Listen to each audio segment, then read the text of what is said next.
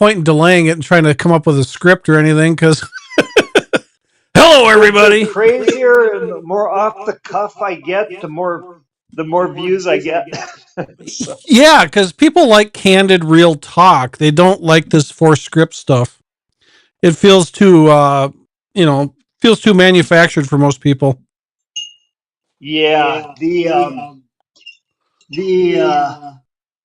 I mean, yesterday I was calling for the execution of Mike Huckabee, like hanging him for treason, Right. Well, I mean, I assume you heard about the Cubans blowing a boat out of the water, a private boat of U.S. people. Did you hear about it's news last night? 4 people were killed in the U.S. 4 people were killed in a U.S. watercraft, and the Cubans blew them out of the water between Cuba and Florida. Like a sailboat, like a private pleasure boat. It sounds like something on that scale. They're being careful with what they release because it's not all. They talked about exchange of gunfire, so maybe the people on the other boat had guns. So Rubio made a statement about it, and he's like, and of course they're trying to bait him with questions. He's like, I'm not going to respond until I know more. He says we will act appropriately once we find out all the information. But yeah, so it sounds like it could have been provoked. Who knows? Well, most boats have guns. Nobody on a boat will tell you they have guns. Well, right. There's a lot of places to stash guns on a boat. Right. Right. No, I get that.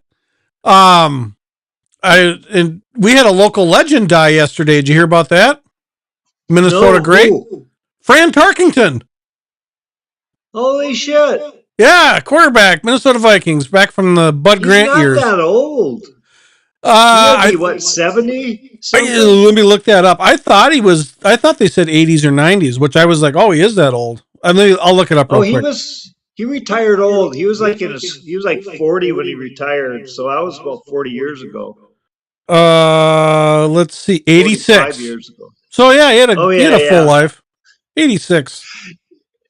We're old, John.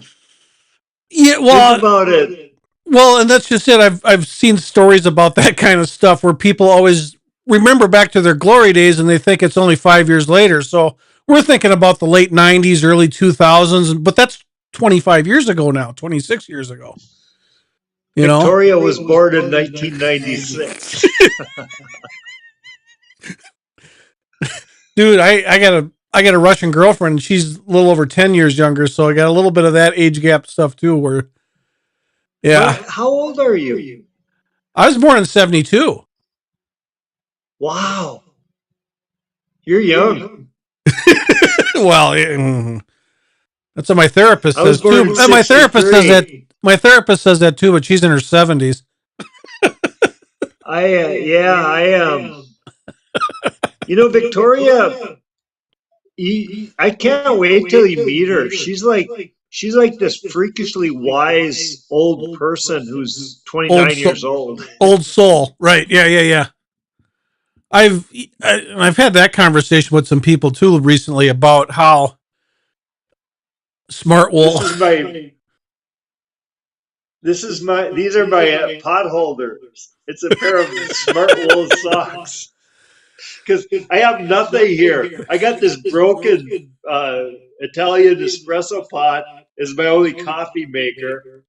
And it's got no handle on it, so it's like super hot on the stove. And the only way I can pour coffee is with this pair of wool socks. Right. Oh, Lordy. Which is not the easiest thing in the world to do on a rolling boat. You'd think after a few years you'd have it. You'd think after a few years you'd have this figured out. No, I do. All my shit's in Guatemala. Guatemala is about a 7-day sail from here. So, I didn't have any carry-on. I just had my backpack when I came here from Guatemala, and I really thought I was only going to be here for about 3 weeks and then head back to Guatemala. That was 3 months ago. Yeah. Are you keeping your location in Guatemala? I mean, is that like a home base of some sort? What exactly is that? Well, no, I'm renting a house there. Uh, Um, okay, is that the one you've and I shown on just got it. Facebook? Yeah. I just got it there for storing my shit. Uh, look You, where I am right now. do you remember George Carlin's bit stuff? Yeah, I do. You're kind of living that. Well, Yeah, I shouldn't say kind of. You are because you got stuff in Minnesota still, right? I've got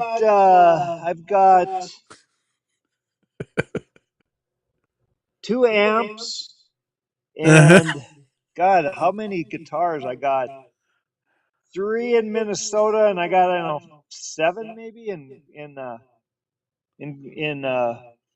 Coda. Got some nice guitars.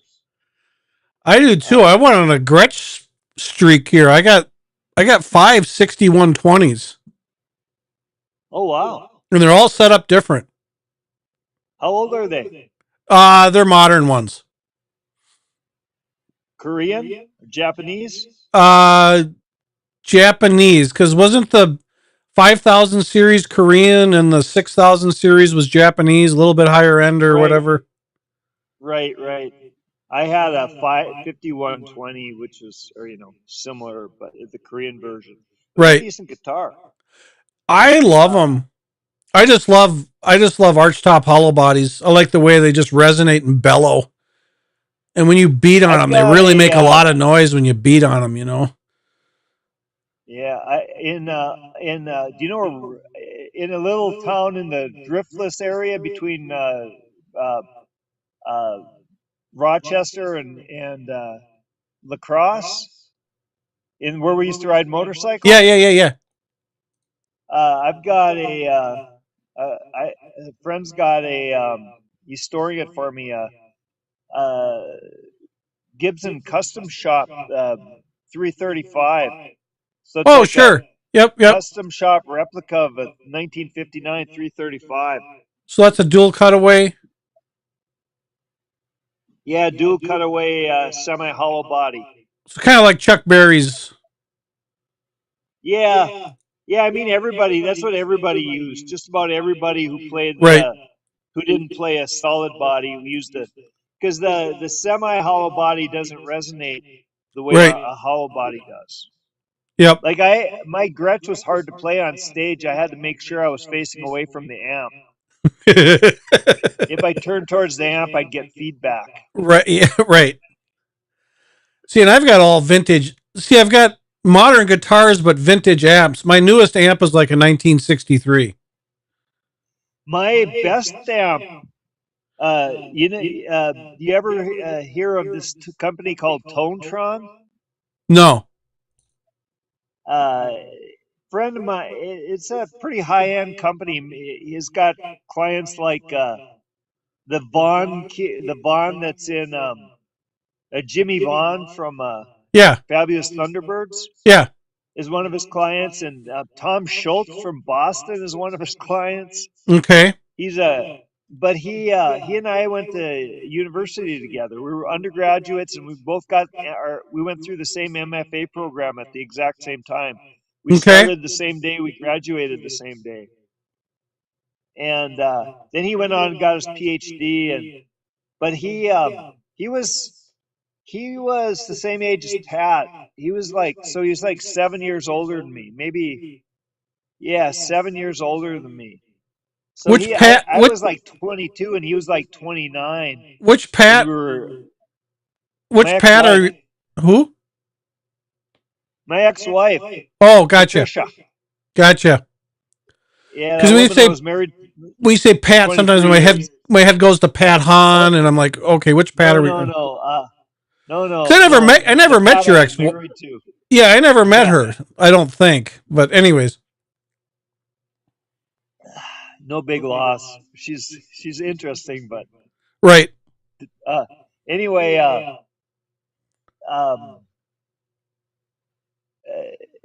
he he uh, he he'd been he'd robbed a drugstore when he was like 18, and he'd he took a bunch of the drugs he got and he passed out and they caught him in the drugstore. He lived in an apartment above it. And he got this idea to cut a hole into one of their cupboards because he had a stairway that was right next to their thing.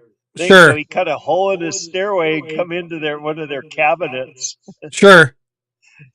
Oh He was a my. resourceful guy, but his dad was a TV repairman. He started building his own amps when he was like 10 or 12. Sure. We were really good friends, and we've stayed friends all these years. He's building amps full time now, but he when he was still working, he just did it for his friends, and he built me this. We got all these vintage parts, and he built me a replica of the Fender Champ that like the old practice amp that Eric Clapton used to record Layla. Single Sure. channel. It actually measures about 7 watts. It's supposed to be 5 watts, but it measures like 7.2. Sure. And we had this we put a 10-inch speaker instead of an 8-inch speaker in it. It was from an old Vox amp. The speaker was from like a 60s era Vox amp. And we put a reverb tank on it from the same old amp.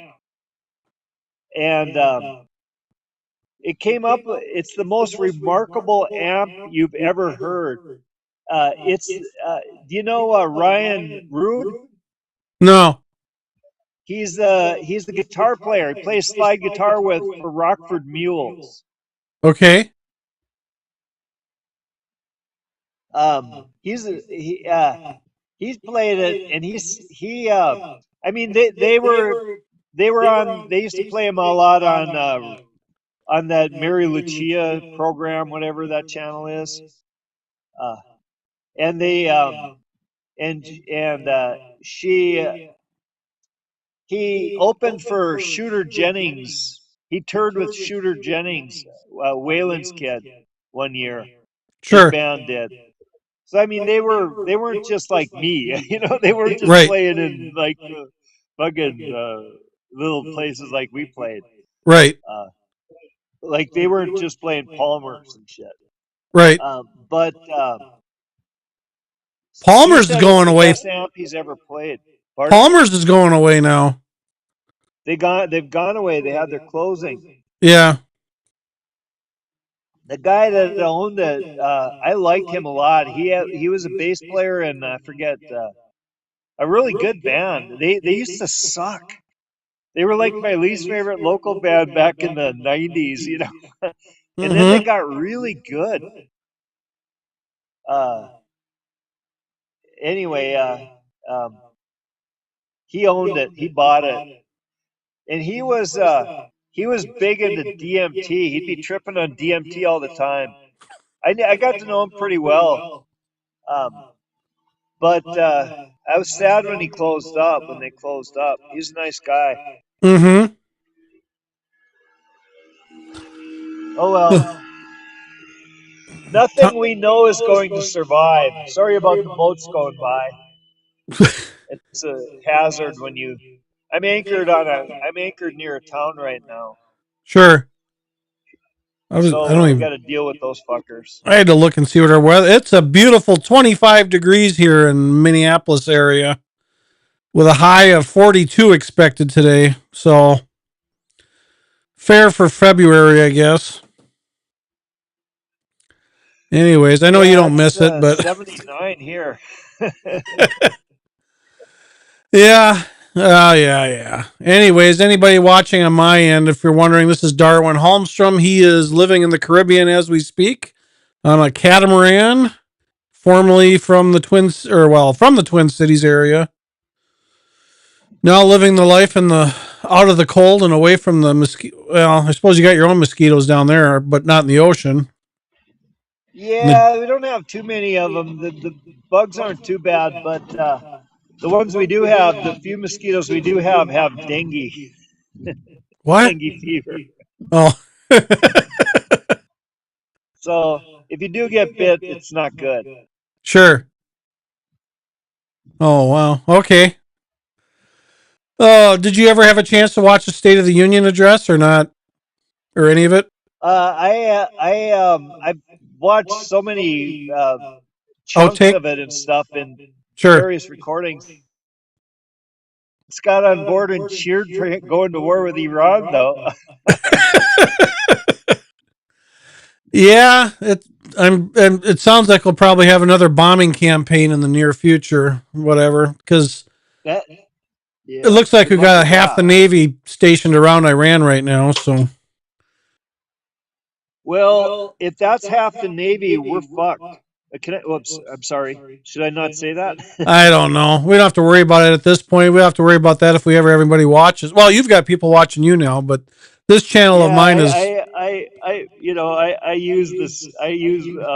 use all the euphemisms the Brits use for the female Oh, sure. sexual orifice. Yeah, yeah, yeah, yeah, yeah. Well, and I use some of the Brit words on Facebook because our country of origin plays into whether or not it's a swear word. So I use wanker a lot so I can not get You snagged for know, using the F word all the time. do you ever watch Gerald Celente, Trends Journal? No. You really couldn't speak more foully than he speaks, and he doesn't Okay. get shut down. So. Right. Well, but the only thing is with YouTube, they will selectively push your content based on the words used. It'll narrow your audience if you use a lot of curse words. Yeah, well, Fuck them. F them. Yeah. It's not like we're Uh, doing the content the for uh, children, but anyways.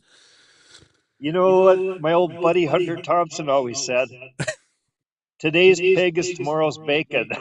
Exactly. Yep. Uh-huh. Uh-huh. Bacon. So what? Or Oh, as pardon? what? What for? I was going spinning on an ADHD tangent here. Bacon. So living in the Caribbean, what type of stuff do you make without that's not as readily available that you would normally have, or what's harder to get? What's that kind of stuff. You can get some really good fruit like papayas and mangoes and things like that are fresh and like you're just never gonna. And pineapples are just fresh and delicious, like you're never gonna find in a a freaking Walmart super center or whatever. Right. Um, but they can't cut. You can't find good butchers, so they just mangle the goddamn steaks. So it's very difficult to get properly cut steaks, but you can get really good. One thing you can get is really good. You can get good beef, pork, and chicken because I spend a lot of time on islands. I'm at an island right now. Most of my travel since I left has been anchored off of islands. And a lot of these islands, they don't import the meat. They just have small little operations. Like, one guy has like 6 or 7 cows and everybody has chickens, so everybody has eggs. So you get and that's basically, and you get some good pork too. So the like the ground beef, the carne molida is generally really good. And the chicken it's more like the Amish chicken that has flavor than that Sure. hormonally Right. Right. Right. produced watery crap they sell in the supermarkets. Um, but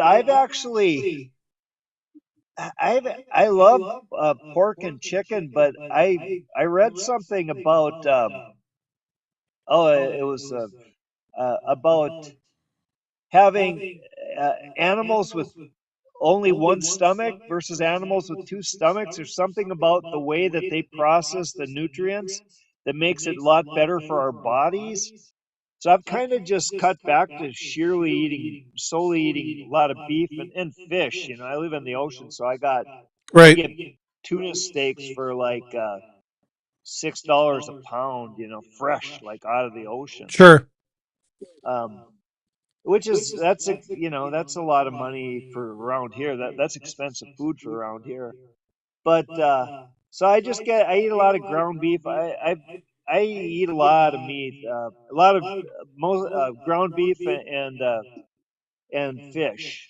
Sure. Um, I eat a lot of fruit. Vegetables on islands are kind of expensive because there's really no farmland for growing large amounts of carrots and onions and stuff like that. Potatoes. So Right. Yeah. everybody has little gardens for themselves, but it's hard to. So they haul all the stuff on here. All the produce comes on ferries, and anything from the U.S. or anything imported from other countries is expensive as hell because they have tariffs up the wazoo. Sure. And I mean, so what tariffs do though, and the complaints about tariffs aren't really maybe a long-term solution because they can regenerate production in a region, but like on an island, they're really bad because you can't produce anything. You don't have room to build factories and shit. Right. Um, but it's gonna in the U.S. It's gonna take 5 years before these factories come online if they start building Right. facilities. You know that Ray Wiley Hubbard song? We can't make it here anymore. Yeah. It's really good. You should check it out if you haven't heard it. Um, it's like like Fender guitars are made in Mexico. Right. Right. Right. Gretsch guitars are made in Japan and Korea. Right. Um, you know, um, and we build a few really good guitars, like uh, in periods anyway. Like I got a 2002 Strat, 2002 Les Paul Standard. Sweet, beautiful instrument. I Mm-hmm. wouldn't buy one built after 2009. I wouldn't touch a Gibson product after 2009 because they switched from using diodes and trends and to PC boards, Right. and they're not the same. But so they're what I mean. They make like Fender maybe makes 10% of its total output in the U.S. and Sure. most of the rest of the stuff that's Fender is made in Mexico, and otherwise it's Squire from China or Well, Korea. that's pretty much with all the brands now. Pretty much all the custom shop is made here, and then everything else is global. Yeah, the so yesterday I was doing a little. I'm a total nerd about economics, so I won't talk about that. But Right. it's the largest the major export from the United States is What? dollars, money, U.S. currency, because basically debt, because every dollar that's printed is debt. Right. And it has been since 1913 with the Federal Reserve Act when he put the Right. Rothschild banks Right. in charge of printing money for the Right. Right. U.S. Uh, so I mean, our only real export in the U.S. is debt. And what are we going to do? Borrow money to build factories? Borrow more money? Nobody's borrowing us money anymore. That's why the banks are dried up. Um, it was if you really want to get nerdy about it, look up the Basel III, Basel IV international banking regulations. That had a lot to do with it. But but the main problem is that we just lost our goddamn minds and began printing money like drunken sailors in a whorehouse. Right.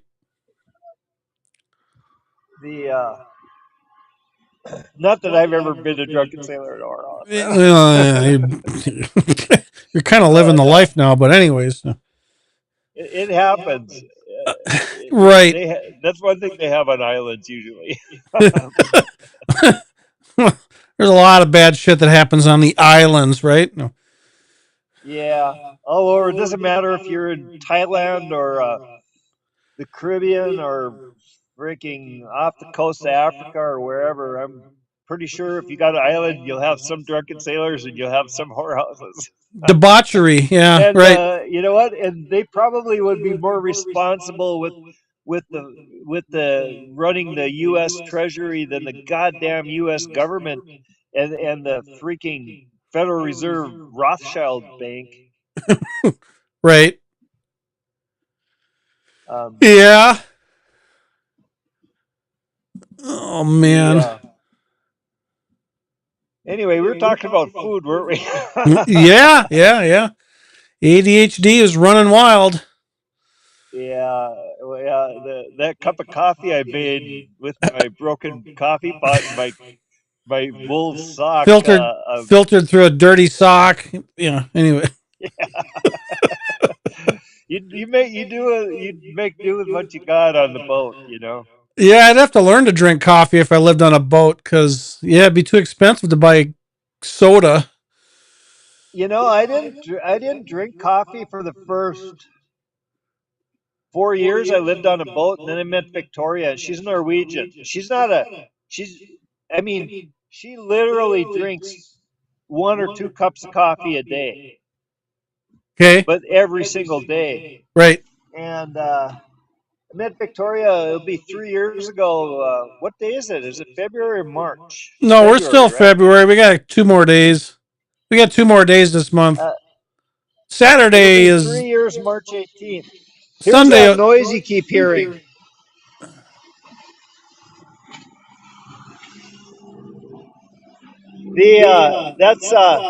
Those are that's island transit. That's what an Uber is on the island. It's Sure. these water taxis. No, Sunday will be March 1st. So today's Thursday. Oh, time's going by too fast. Yeah. Oh well. So have you ever heard anything about the compression of time? It's not just our imagination or that we're getting older. Time really is passing more quickly. I've not heard that. All I've heard is about how as we get older, we pay attention to less stuff because stuff is so much more repetitive because we've had more experiences. So time feels like it's passing faster because we're not retaining as much and things. You get in that redundant life where it's, you're living in Groundhog Day, like Bill Murray's movie, where there's so much repetition, you're just retaining less. So that's part of the feeling of it going faster is one thing I've studied, but. And a lot of it's perspective as we get Right. older. You're still young though. It should. Yeah. I haven't had my first heart attack yet. Yeah. Well, you know what? You know how you avoid that. What? Live on a boat? Avoid that. Dude, if I didn't have a kid here, I said the only thing keeping me connected to Minnesota and the United States is my son, and it's like I wanted to leave the state now for a long time just because of the Minnesota politics, as you're fully aware of, but at least get to a freer state. But anyways, yeah, the only reason I'm still in Minnesota is because I have a kid here. If he ever decides to leave, he's working for General Mills now. Oh wow. Man, I've known you for 25 years. Yeah. Because what year did we do the concealed carry class at my place? That was 21 years ago. Okay. But I'd known you for about 5 years then. Yeah, because Yahoo Sport Bike, the Yahoo group, or MN Sport Bike on Yahoo or whatever. Yeah. Yeah, that was fun. Mm-hmm. That was. I'll bring up a name from the past. I did some work for somebody on that group this last fall. Roger Rees. Oh yeah, I used to see him at Ray King's house when I'd go watch races there. Yeah. Uh-huh. Roger's a good guy. Ray I like Roger a lot. Ray kind of dropped off of Facebook when COVID got fired up. Man, he was Mr. Pro Big Government, Mr. Vaccine, and it was like, and he was getting railed on Facebook nonstop, and then he just kind of disappeared and shut down his Facebook for a few years. He I haven't heard from Ray on any level for a long time. he was one of the people I lost because I'm an anti-vaxxer. Sure. You know who else I lost? I'm sure it's more than Raphael one person. DeMay. Who? Raphael DeMay. Vaguely remember the And name. Maybe I'd recognize the face. he rode with us a lot. He was a very he was a Mexican Jew. Wow, that's a combo. Yeah, he was a really good friend for many years. I stayed friends with him right up until the end. He married some Asian woman, and he moved to New Zealand. He used to be a he used to ride when we first started riding. He had a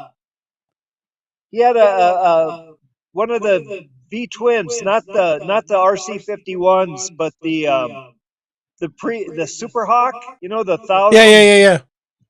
Yeah, Carl. Those were great bikes. Remember Carl Rephol had one too. Remember Carl? Yeah. Because his handle like Yeah, super. His handle was like Super Chicken or something like that. yeah. I used to keep in touch with him a little bit too, and I still see him posting race stuff on Facebook. But as far as I know, he didn't unfriend me for being an anti-vaxxer, but Raphael did. And Raphael and I were really close friends. I mean, Man, more than I have noticed how much of that CRA circle. There's a lot of liberals in that motorcycle racing.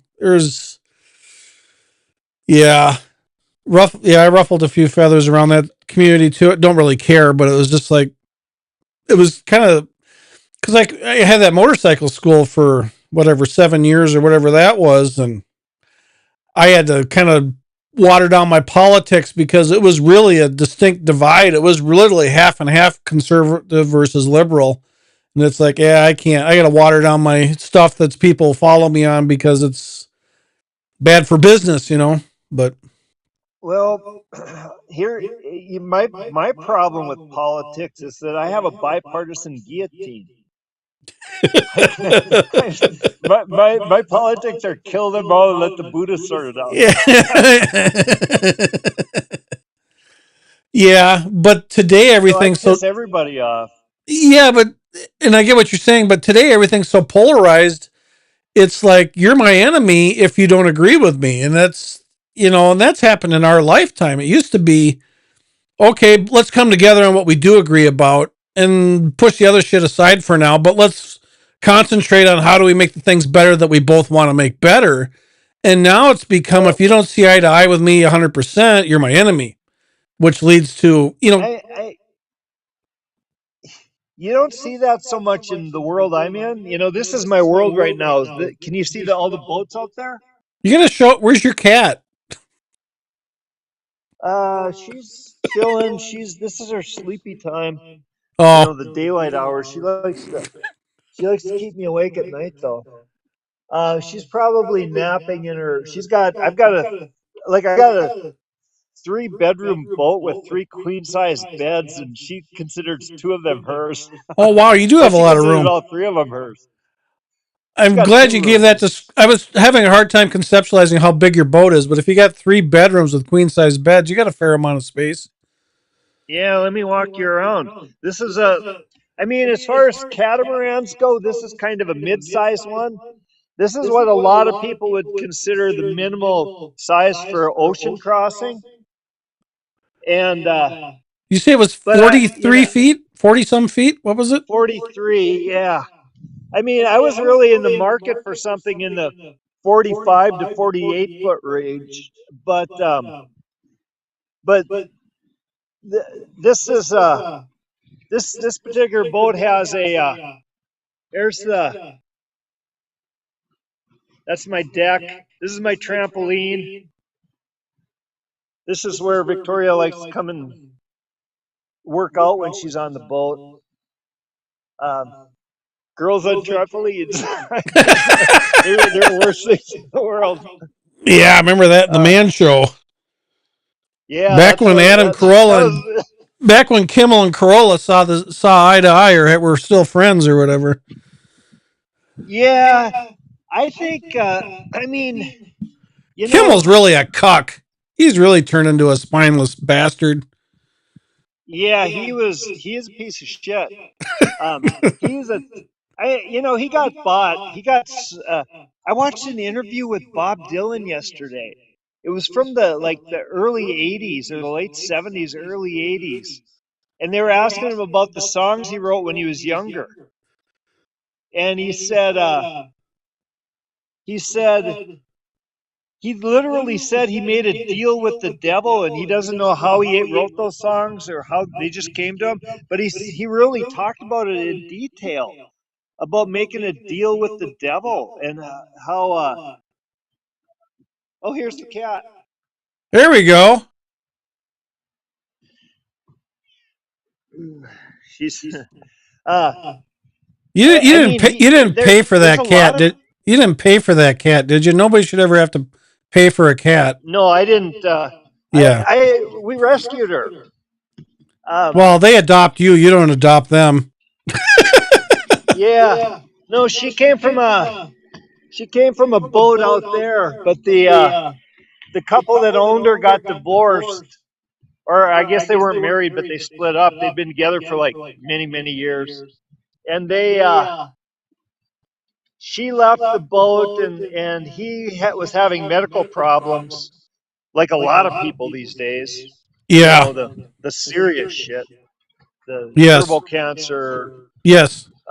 You know, and the heart problems combined. Yes. The clotting and shit. The vax related. And, yeah. So you can do the math and figure out what's going on there. And so he stayed on the boat, but she was the sailor, big sailor of the pair. And he's in really rough shape. He's going back to the U.S. because he's got to have like multiple surgeries on multiple systems.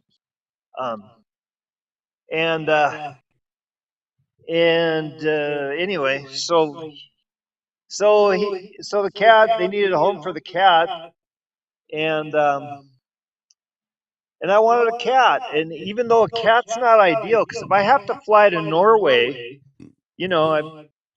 for some emergency reason to like go be with Victoria, right? It's hard enough to fly from the U.S. to Europe with a cat. But try flying from Latin America to U.S. or to anywhere with a freaking cat. They just like it does not compute with Latin American Airways, Right. They're like, just shoot the cat. That's. I know. Solution. I know. Why would you just not shoot the cat? But I'm quite fond of the cats, so. Victoria is worried about all kinds of serious things, like in the world and stuff, and I lay in bed worried about if I have to go to Norway, how will I get the cat there? Who takes care of the cat? Yeah. Yeah, it puts life in perspective too. It's. Yeah. So that's how I got the cat. Okay, get this.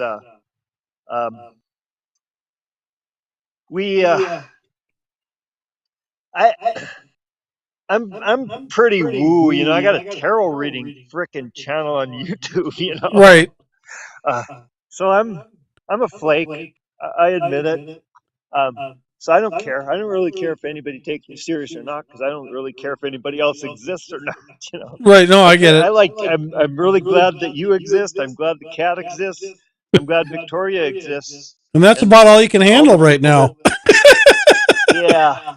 But, I don't really give much of a shit what anybody else on this planet thinks about anything. Right.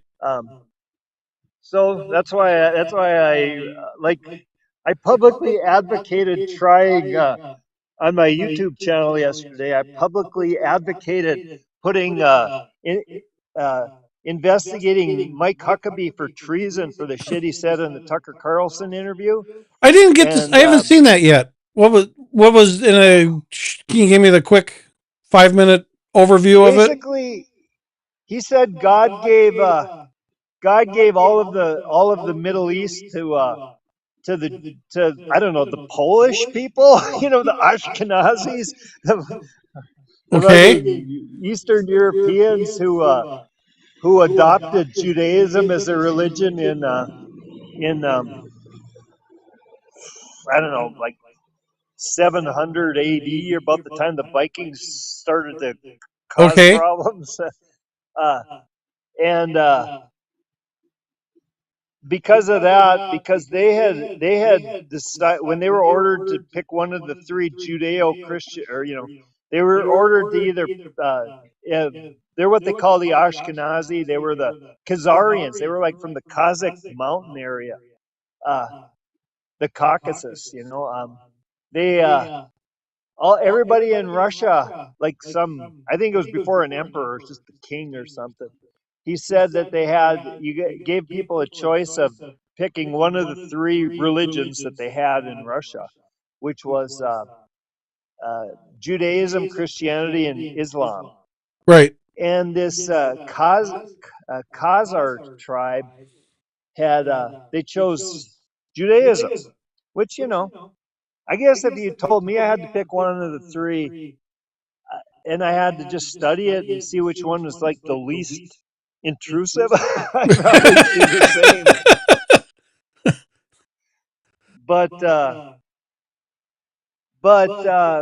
But because they chose Judaism and started cutting off the tips of their dick and burying it beneath the yew tree as a token of the covenant between them and Yahweh, for some reason they get all of the Middle East for that. Sure. And it doesn't. So everybody who isn't part of that tribe is considered goyim. And, right.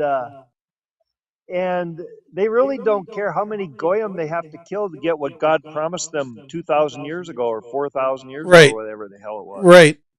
So, and Mike Huckabee said, well, that's right. We don't care how many Americans have to die in a war with Iran. Because the primary purpose is to protect Israel. And it's like, so to me, a U.S. ambassador to Israel saying something like that is treason. And what's his name? Marco Rubio saying when he got appointed, when he was getting vetted for the Secretary of State, he said in front of Congress, he said his number one job as Secretary of State would be to defend Israel. It's like, both of those to me constitute treason. Right. Because the primary job of the Secretary of State should be to protect the legal system and the sovereignty of the United States. Right.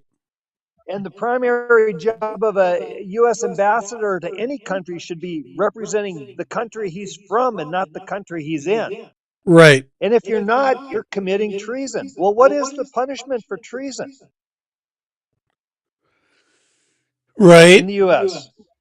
Well, it depends on if you're in the military or if you're a civilian. Military is punishable by death. Civilian, it's not punishable by death. Civilian is jail time. Yeah, it's if you're in the military and you treason against then it's potential death squad.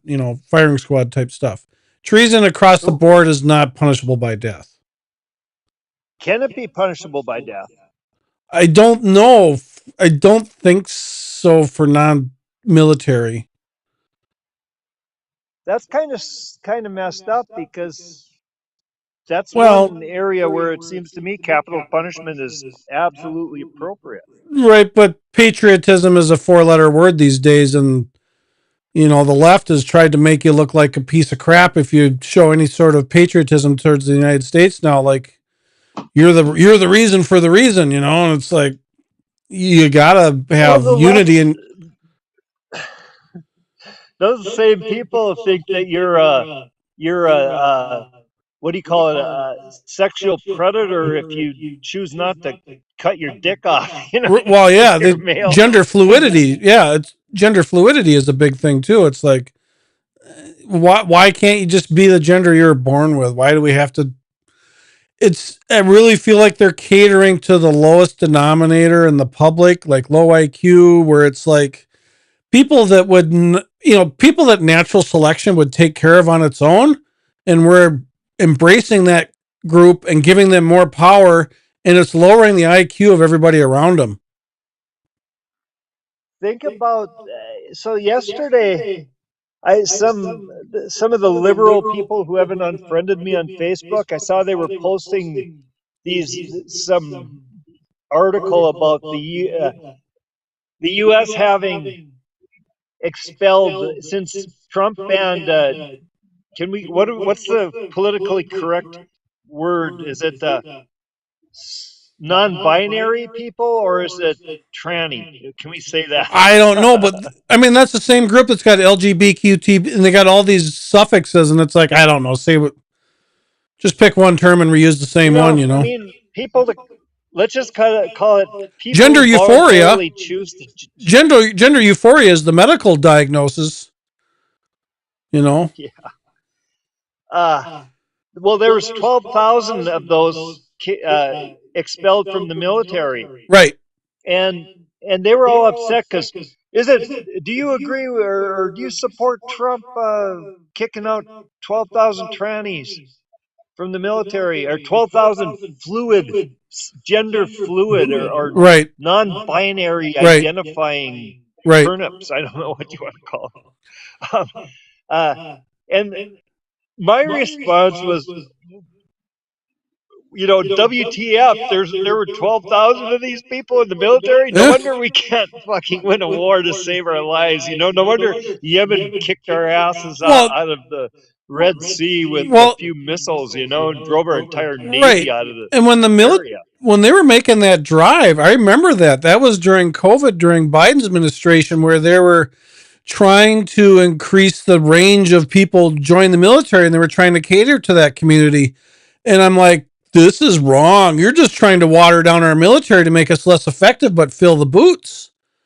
And that's when I really felt like China was really in the back pockets of a lot of politicians. It's like they're trying to make us no longer the world superpower, but it's going to appear like we still have a functioning military, a functioning everything, but we're going to fill it with a bunch of people that probably couldn't do the job, a bunch of DEI hires, as they say. I'm dead serious. I mean, I'm out in a combat situation. I got an audience. Gato. I'm out in a combat situation, and I mean, I'm not sure that I want to have somebody so confused that they cut their dick off having my back. You know what I'm saying? So with my motorcycle school, we had one customer that was trans and started out as a male and went through surgery and everything. And I could empathize with him on the level thinking about what ran through my head the most was, what the hell is running around in your head to get to the point to eventually cut your genitals off? And think of how much time passes before you get to that point. I mean, obviously, I think that's why the suicide rate is so high in that demographic. And that's why these people are popping off and killing people. Your brain has got to be in such a mess to be struggling with all that and not, you know what I mean? Because us meaning that don't struggle with that, we don't think about that shit. But that's being your primary thing that's bouncing around your head all the time. It's like, oh my God, you got to be just tortured. Yeah, I mean, let's look at the goddamn root causes of that, what did you call it? Gender dysphoria. Let's look at the root causes of that to start with, because, I mean, is there some childhood trauma that you got to deal with before you cut your dick off? Yeah, I mean, I've had my own theories on some of that, and the people I've met that come from those, don't come from healthy homes, but then, we just talked yesterday about our backgrounds a little bit, and it's like, well, there's people that don't have happy family lives who don't do that, so it's obviously not across the board, but I can see that being a trigger, I remember the first actual transsexual I ever met. You were probably Did Not you ever born go to yet? First No. Thursday? Oh. No, you were in your 20s. Oh God, I remember the one you're talking about. Oh yeah, I've seen the one in the motorcycle community that was, because I would see her at the motorcycle show, and she always stuck out like a sore thumb at the, at the convention center, because it was very much cross dresser looking, not like I'm an ugly Well, chick, I think this one was before that. This is in Oh, like 92 or so, 93 I think is when because sure. she committed suicide like in 94. So I only Oh, met her for a few years. And because this one actually looked like a chick. I okay. mean, this one didn't look like you were Right. wearing a dress, you know. Right, That's right, what right. most of them look Mm-hmm. like. Uh, and I mean, I thought it was a woman, but I mean, I was married. I wasn't like, and I never, regardless of what my ex-wife might say, I never so much as held hands or kissed another Right, woman in right. 23 years. But it wasn't. I had enough on my. I had enough problems. You know, I No, would go I with yeah. one woman. Uh, anyway, but but I swear to God, I thought this one was actually a woman, and she'd Mm-hmm. had the surgery and everything. She rode a Ducati. She had a. It was before the 916 came out, about a year before the 916 came out, and I think she had an 851, Okay. which is a pretty hot bike in 1993. Or she might have had a 900 SS too. She might have had a 900 SS Superlight. Because I'd seen her on her bike once, and then I seen her a few times later, and somebody in '94 as when I found it was after she committed suicide that I found out she cut her dick off. But um, yeah, I don't. That was my first. That was kind of like that was the first time I really encountered that in my life. Sure. Uh, I'd had one dude once come up and try to like start talking to me in a in a like a food court about about his issue was sexual reassignment surgery, and he was a clear dude, you know. Right, he right, looked he looked like, but he had a dress on and he was getting surgery. right. Hey, there's one thing they don't talk about that it's true though. Look it up. I'm not making this up. Uh, when you go from male to female sexual reassignment surgery, they have to reroute your urethra around your, you know, because it goes through your prostate. That's Right, why people can't piss when their prostate's all swollen up. right. And I think it gets all messed up when you get that surgery. Yeah. And when they reroute it, almost always they get because it's so connected with the large intestine that there's contamination in the urinary tract of fecal matter. Sure. And I'm not kidding. They don't. This is like the quiet thing they never talk about. But most people that have the surgery, male to female, no matter how how successful they are for like fooling people like me at the first Thursday, you know, Right. um, they still poop through their pee hole. You know? Right. I gotta bring up a story. Do you remember Steve Hamill? He worked on Vincent's and stuff like that. Very much. Okay. So we had a death, I think it was last fall. The guy's name was David. I forgot his last name. He owned local restaurants. He was an Australian dude. He was a Ducati guy. David. Oh, I forgot his last name. He was a customer of mine even. Anyways, he had Hamill restoring a Vincent for him, and he went out there to pick it up. He got on 94. So Hamill's now living out in Wisconsin, and he's got a bigger home outside the city because remember he had that place in Frogtown or whatever, you know. Yeah, yeah. I was there many times, Yeah, but because I he did never his. never saw anything but the garage. Yeah, he had his annual Father's Day event or something like that, or where he had the Yeah, he'd start up his tank engine. He yeah had the a tank engine would tank engine that he yeah started that with a get stick of dynamite. yeah that get together yeah. So anyways, so he's since moved out to Wisconsin, still doing his thing, you know. And David, this guy, went out there to pick up his bike. He did a little test run in front of the street, you know, and Steve had it for how, you know, months or years or whatever because it was a restoration. He got out on 94 and a guy in a car was losing his lane like it was on the interstate. It was like a 3-lane choking down to 2. And the guy just merged over right into this guy and into David and took him out and killed him middle of the day with a car. Just wiped him out. How about the bike get wiped out too? I don't know. I'm sorry, but normally I wouldn't say that, but we're talking about a Vincent. I know. I have a 1952 Vincent Yep. shadow tattooed on my arm. Uh So there you go. huh.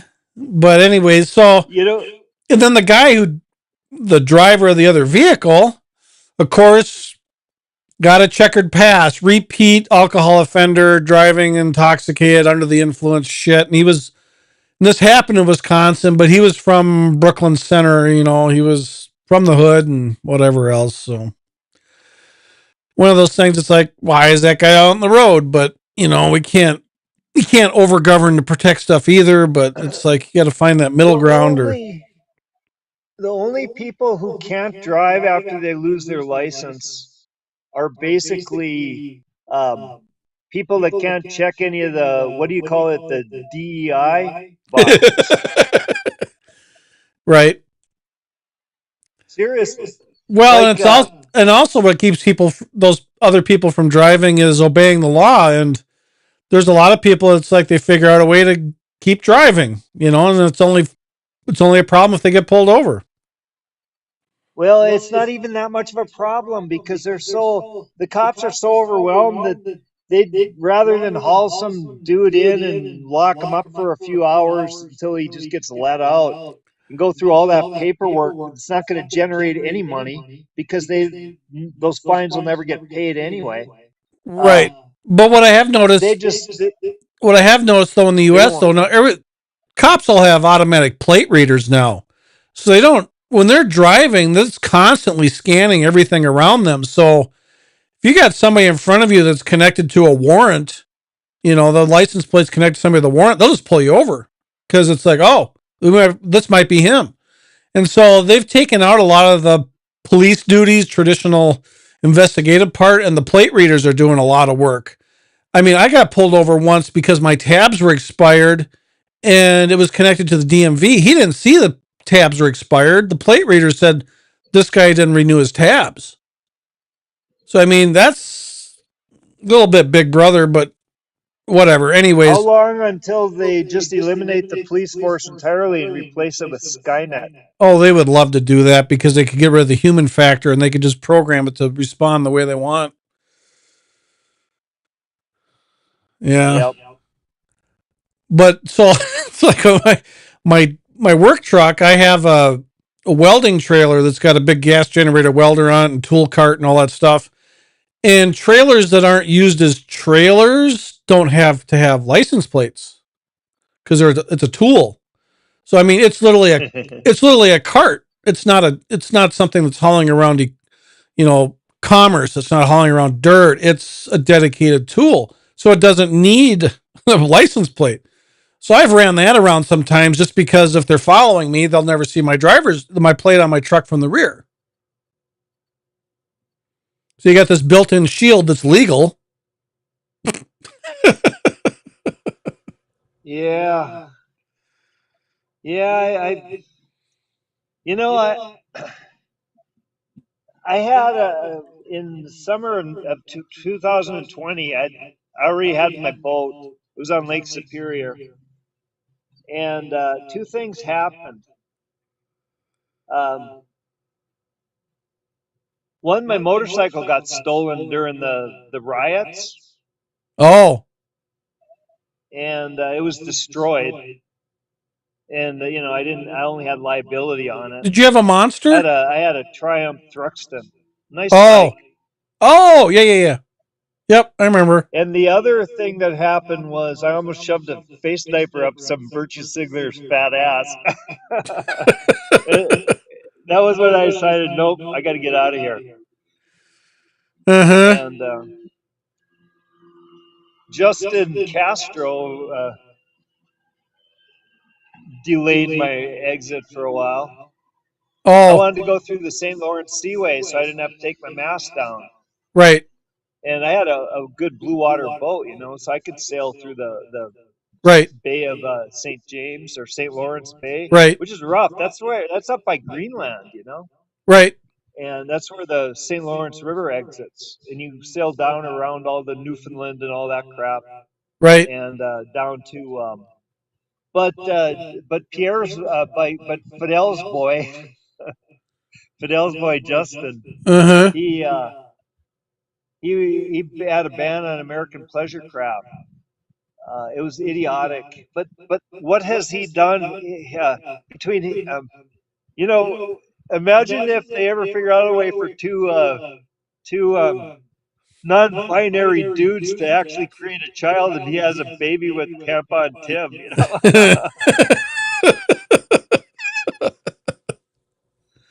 Well, Yeah. last I saw, he's dating Katy Perry. Who What? have you ever seen the video where her eyes just turn to slit? It's before AI. It's. Uh-uh. I mean, she's really freaking reptile DNA. I mean, there's some people that really make me think David Icke's right about what Cliff High calls the Elohim worship cult. The overseers of the human slave herd. Sure. David Icke says they're reptilian. They're descended from reptilian DNA. We get into that. That's interesting. The whole thing. I mean, Charles Darwin even said that his theory of evolution didn't apply to humans because there's too big of a missing link without any fossil record. Sure. Between chimpanzee and the hairless apes, us hairless apes. Right. But there's, I think it's chromosome number 2 that's been modified in a way never found in any other natural evolution, where 2 chromosomes were fused together at the telomeres, at the end of they've got like sacrificial ends, like the bumper, like the rubber bumper pads in your car, for that wear out over time. But that's there's one chromosome. I think it's chromosome 2. It's fused together. There's 2 chromosomes fused together. That's why we got an odd number of chromosomes. And there's no other example of that happening anywhere in nature. And it happened like instantly. And it happened in 2 places in the world. It happened in the Caucasus Mountains, where the Khazarian mafia came from, and it happened it happened in the Mayans. And I think what happened is I think they were engineering like an overseer class, they were engineering a race of people to kind of serve the purpose that Samuel L. Jackson served in Django Unchained. For all of us, right? So I think the Mayans, something happened and they turned out to be like polar opposite of what they wanted. They got to be really intelligent, compassionate, independent people. And so they went and said, well, this didn't work. Let's go try our, so they used a different like a different gene to create so they said, well, they used too good of an alien. They took genes from aliens that were too good. So when they went to the Caucasus Mountains, they picked the reptiles, the really nasty ones, I've heard. I got a theory that's related to this that I've heard. That I've watched some videos on and stuff. I want to see if you've heard about this one. It talked about that there was a race of humans that were noticeably physically larger, like maybe twice our size or whatever. That helps kind of explain pyramids around the world and stuff that we just there was a race of us that were much larger that went extinct. And when you look at old pictures, hieroglyphs, whatever, all that stuff, yeah, it looks human, but there's nothing there to say the size that relates to any verbiage that we can translate to a physical size. And that would help explain a lot of these massive structures in a very simple way, that we just were larger and stronger back then. Look at the steps on pyramids. Exactly. On the Exactly. Latin American pyramids. Yeah, nobody can. That's not a normal stride for any human being. The Mayans might be like extraordinary genetic people, and they are. They're wonderful. They're really great. I love the Mayans. They're wonderful. They're probably my favorite group of people. But their legs are about a foot and a half long. Right, yeah, they're dwarfs almost. I'm like right. Giant. Like I'm like an NBA player. They're Oompa Loompas. They're Oompa Loompas. Yeah. And but then you go into the pyramids, and the pyramids they're built for people whose legs are about the height of your average Mayan. Their inseam was about the height of your average Mayan. Yeah, and the video also talked about, was something I couldn't substantiate. It was a society that was unearthed somewhere in Europe where it's like the proportions. It was also talked about that, where the structures in the city, the way it was built, it's like that wasn't for today's human. There's no way. And I forgot that. I wish I could remember more details of it, but this is kind of the general overall gist of it, Well, about 5 years ago, supposedly Putin made available a bunch of stuff from Russian archives that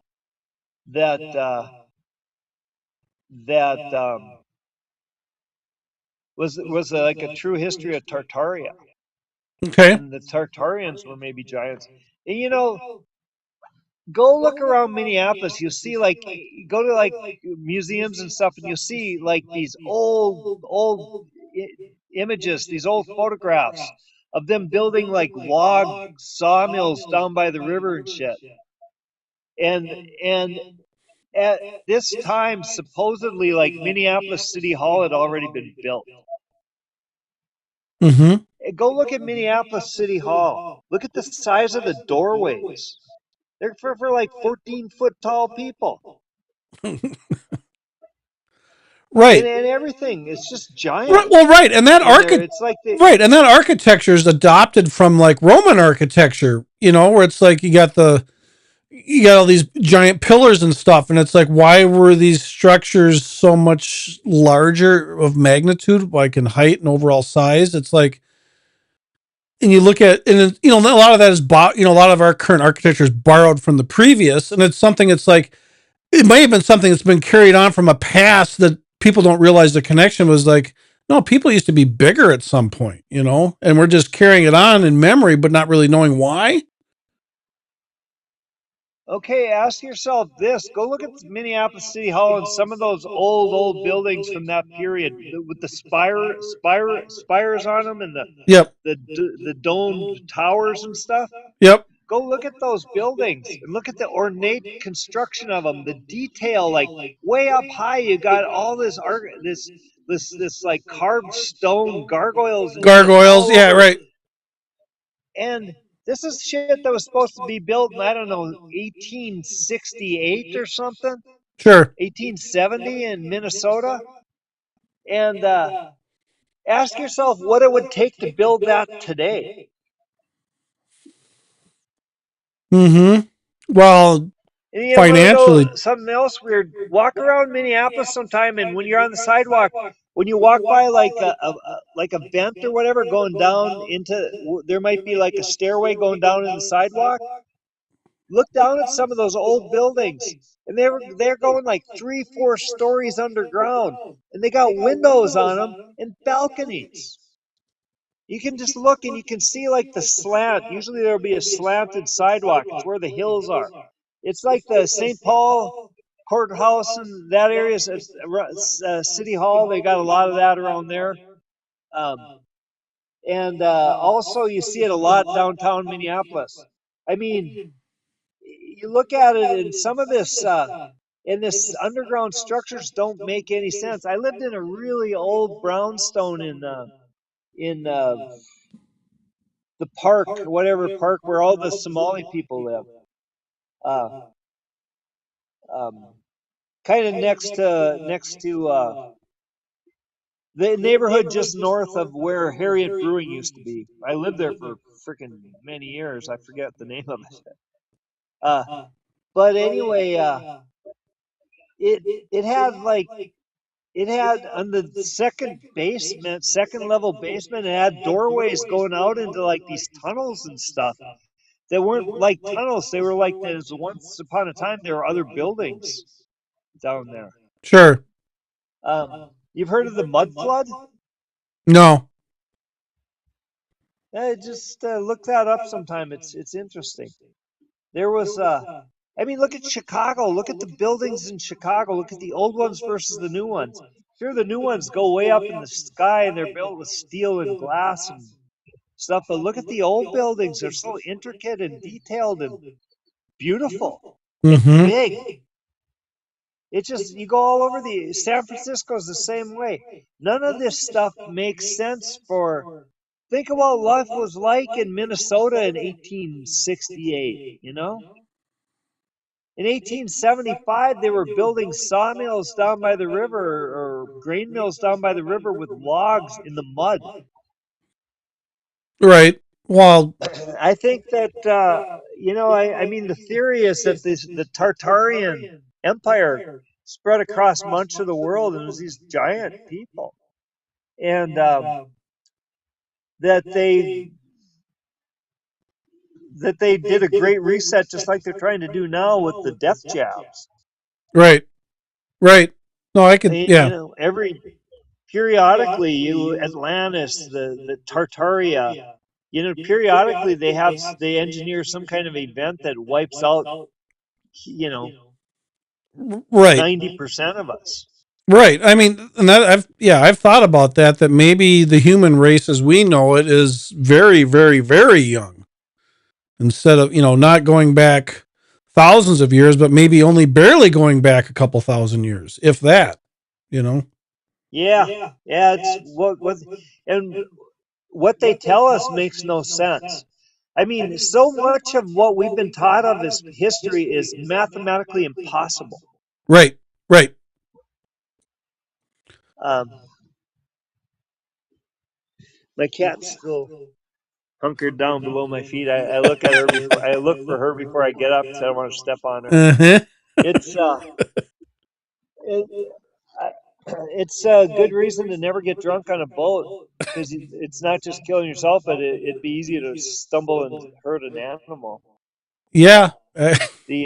Like that episode of Sopranos where the what is his name, the one that was married to the one that's doing, what do you call it, go like um, oh OnlyFans videos now. Oh. Mia something Dematria or whatever. Anyway, he was the nephew or he was the cousin, but uncle, worked for Uncle Tony. He was a drug addict. Right. And he was a heroin addict, and he killed her dog. She had a little dog, like a tiny little dog, and he passed out on it and killed it. When he was strung out on heroin, that's when he got clean. Oh. So he went through treatment. They had an intervention, and their intervention was they were trying to do an intervention, and then they just said, "Fuck this! Isn't working." So they decided to do a mafia-style intervention and just beat the shit out of him. Sure.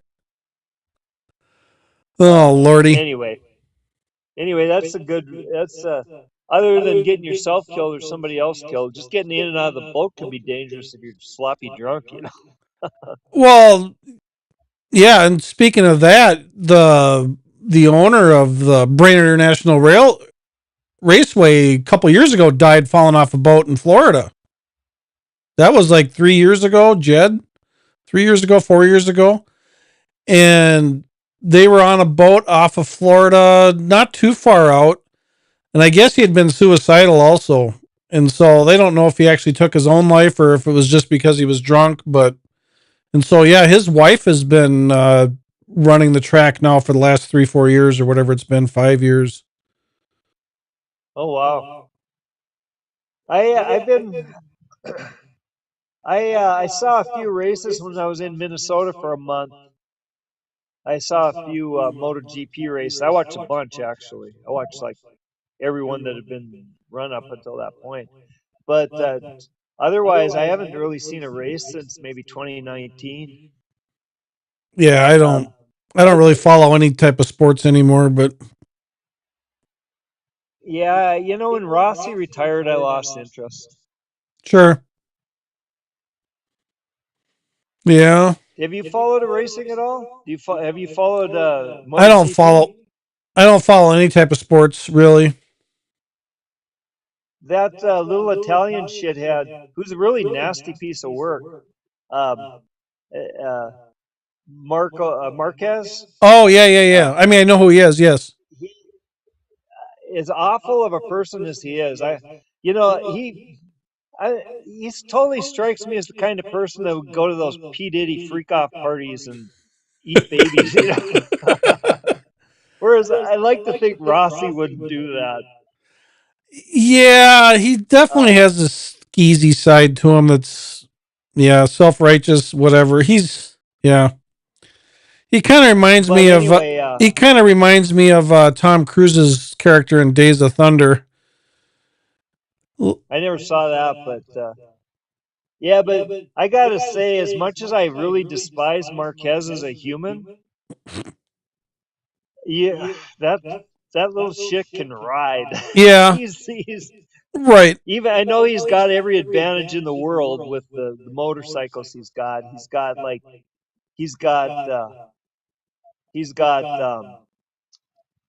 tracks. He's got electronics that basically he's just steering it, and the computers are doing all the work. But Right. which So sucks. did Changes racing, but do you ever but let me ask you this, if you know who Josh Heron is, AMA Superbike?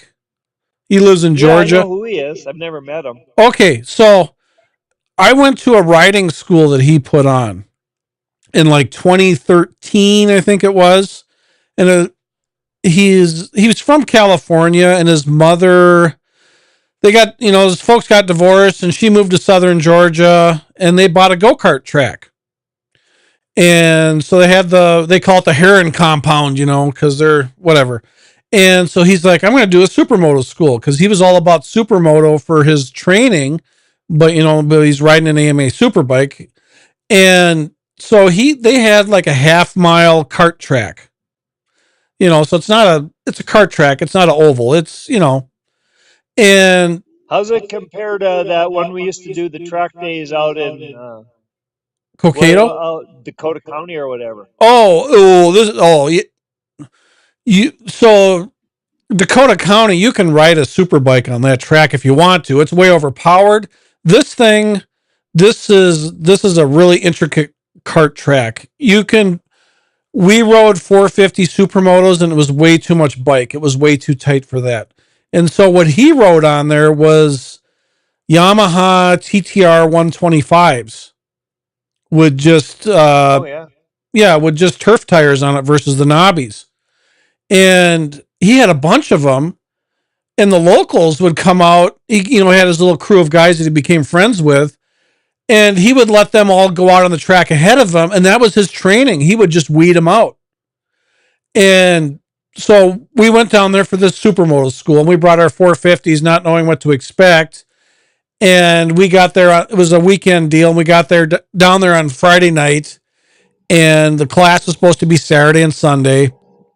And so it was me. You might know Nick Junkersfeld. Remember him? He worked at Moto Primo, and he was a parts guy, Ducati guy. Anyways, he went there with me, and then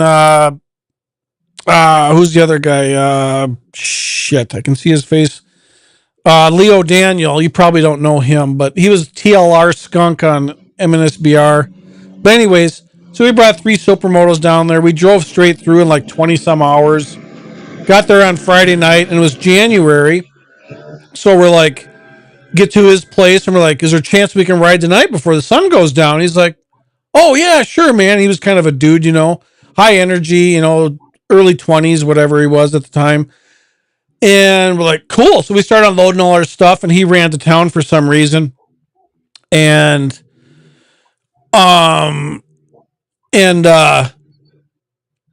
came back, and we were already on the track, and he kind of blew up at us. And I'm like, well, he said we could ride. He goes, well, yeah, but just we got to sign waivers. And like, oh, okay, whatever.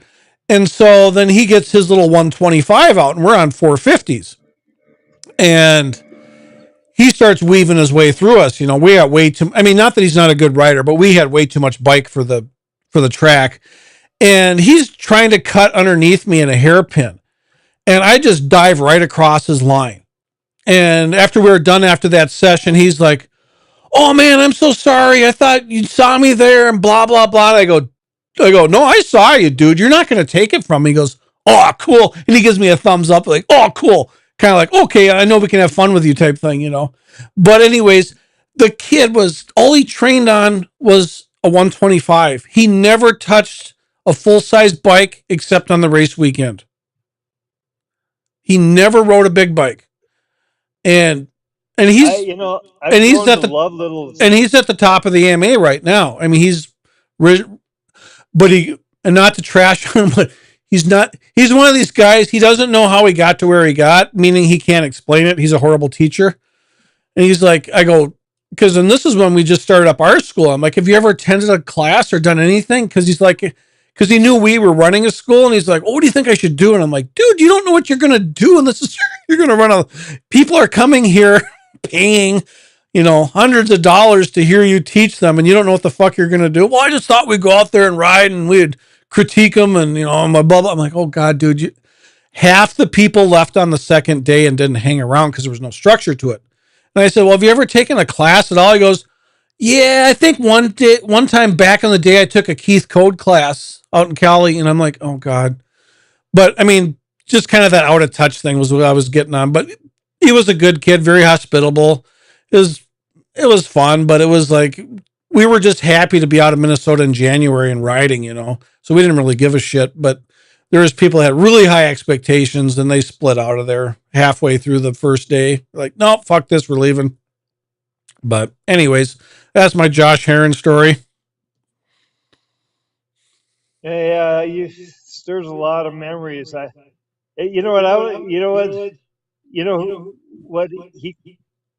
he kind of reminds me of. Do you remember when it used to be Track Star over on yes. over by where the light rail is? Yes. Yeah, over by Roy's Repair. When they first moved from Anoka. Right. Where Roy's Repair used to, remember Roy's open house? I think Roy's is still there. Yeah, you're right. But remember the open house and the burnouts and Lou will never move from that shop because he'll never be able to part with the probably millions of dollars worth of irreplaceable, one of a kind motorcycles he's got stashed away over the years. Right. He can't part with stuff. He's got a Fender Champ, just like the one I was telling you about earlier. Sure. Like the one I had built. He's got an old, like a 1959 Fender Champ that he got when he was a kid. Oh wow. Okay. And I was telling him about the amp I was building. It was when I was building it, and he goes, "Oh, I know what that is." And he went and dug through some drawers and pulled out this fucking pristine 1959 Fender Champ. Perfect condition. It worked perfectly. He's got his last year of racing superbike for Kawasaki. He was a support rider for what's his name, Eddie Lawson. Right. And so he had the same 1982. He had they gave him two complete race bikes. Okay. The same, they were factory race bikes, so they were the same state of tune as Eddie Lawson's, the ELR, the Eddie Lawson replica. Right. Now, was that considered a GPZ 1000 or a KZ 1000 or what was it? No, that was or 750. That was, what did they call them? The KZ1000R. Okay. That was 2 years before the 2 years before the GPZ came out. So they were still doing the air cooled 1000 Right. two valve. So he had two bikes, one for parts and one for his main bike and his backup bike. At the end of the season, he had one whole bike worth of complete parts that hadn't been used or destroyed. They were like brand new. So he took it and put together one. He's got a 1982 factory Kawasaki KZR factory super bike, full factory spec, 0 miles on it. Wow. And I would think that might be worth a little money. He's a lot of this stuff, like that Fender Champ's worth a little money, but he's kind of a. I love Lou. I hope if Lou is watching this, I'm happy. He's one of my favorite people. He's like my motorcycle big brother. Sure. He's one of my favorite humans on earth. I don't see him. I don't see him he posting is- as much as he used to on Facebook, but Well, it's yeah, yeah. I just all I want is for him to be happy and healthy and having fun. right. And but he's a little bit of a lefty, like maybe like full blown communist.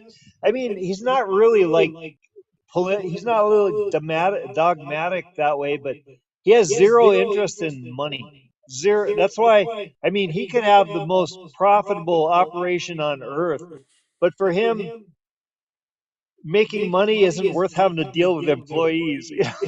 Yeah. Do you remember? I don't know. I was good friends with him. I don't know if you ever knew him. His name was Bruce Bush. He had a custom painting business called Wizard Custom Studios. Yeah, I knew him. I knew him. He paint your Ducati, the flame, the flags. No, I was working Go for to him and I did that myself. But that was around Oh the time wow. I was really good friends with him. He inspired me to become a custom painter. So, anyways, he passed away. Oh my God, it was probably pre-COVID with prostate cancer or something like that. But anyways, what got me thinking about it was the way you're describing Lou. He was very much also the starving artist to a T. He loved his art. He loved all that stuff. He had all the talent in the world, but couldn't manage his life or a business to save his own, And, his life could have been, his demise could have been preventable with basic health care if he had the wherewithal just to go get it before it got to the point it was. It was, prostate cancer is very treatable if caught early, that kind of stuff.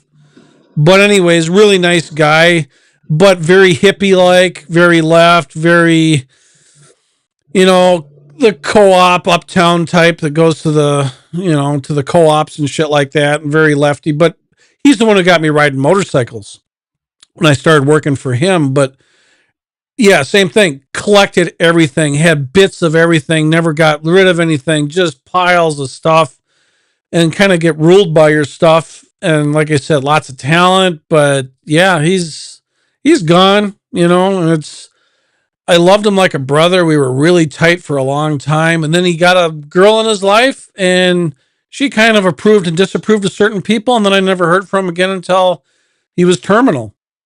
I was like, That's too bad. Yeah, Lou. There's people I miss. You were one of them. There's not a lot though in Minneapolis that I miss. There's people I miss, and Lou is at the very top of that list. And he hasn't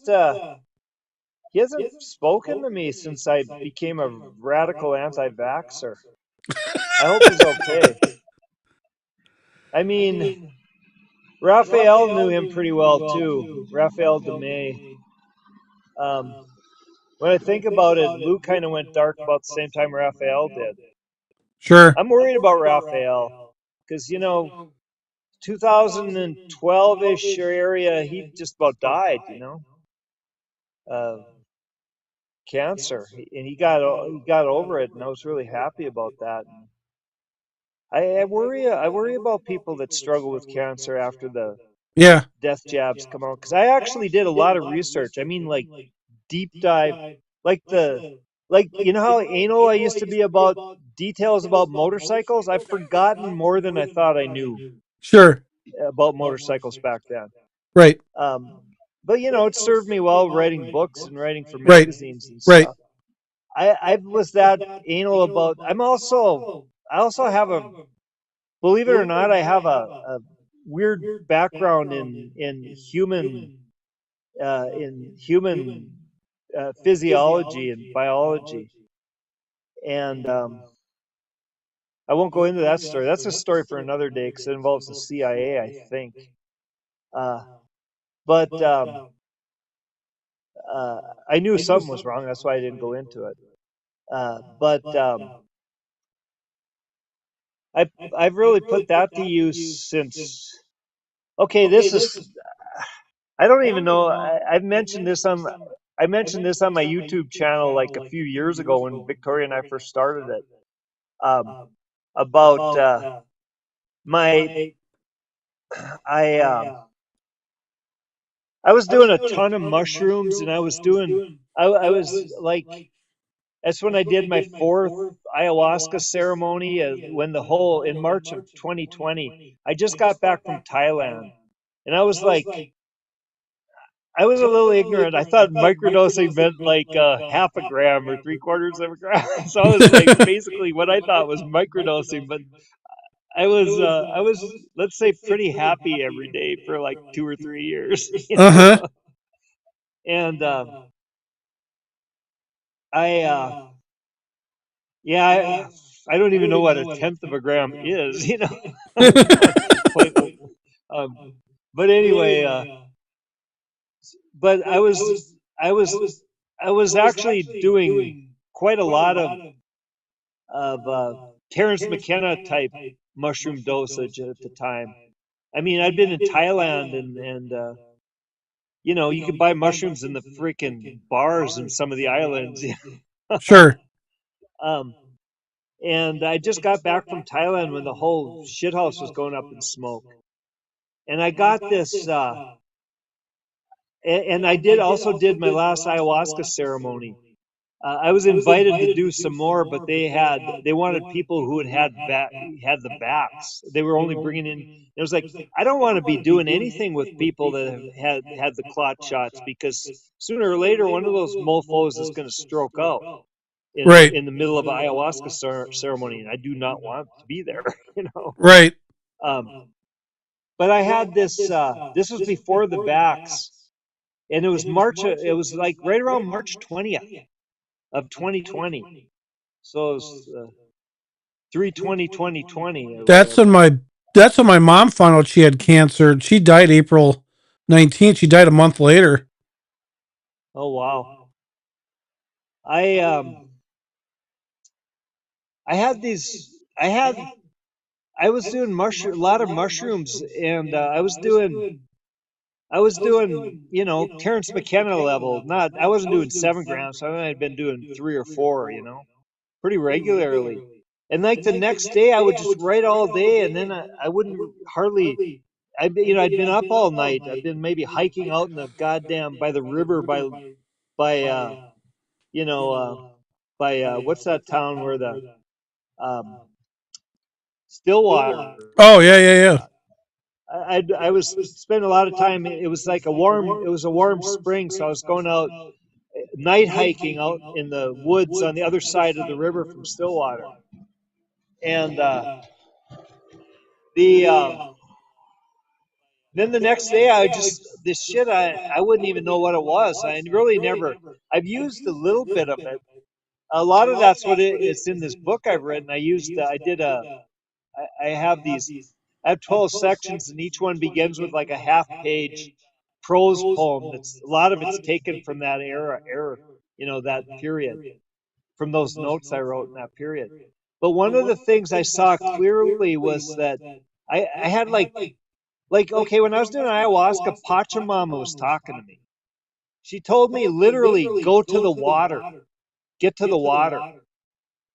And she said that multiple times. You need to be on the water, and that's how I ended up on a boat. Um, but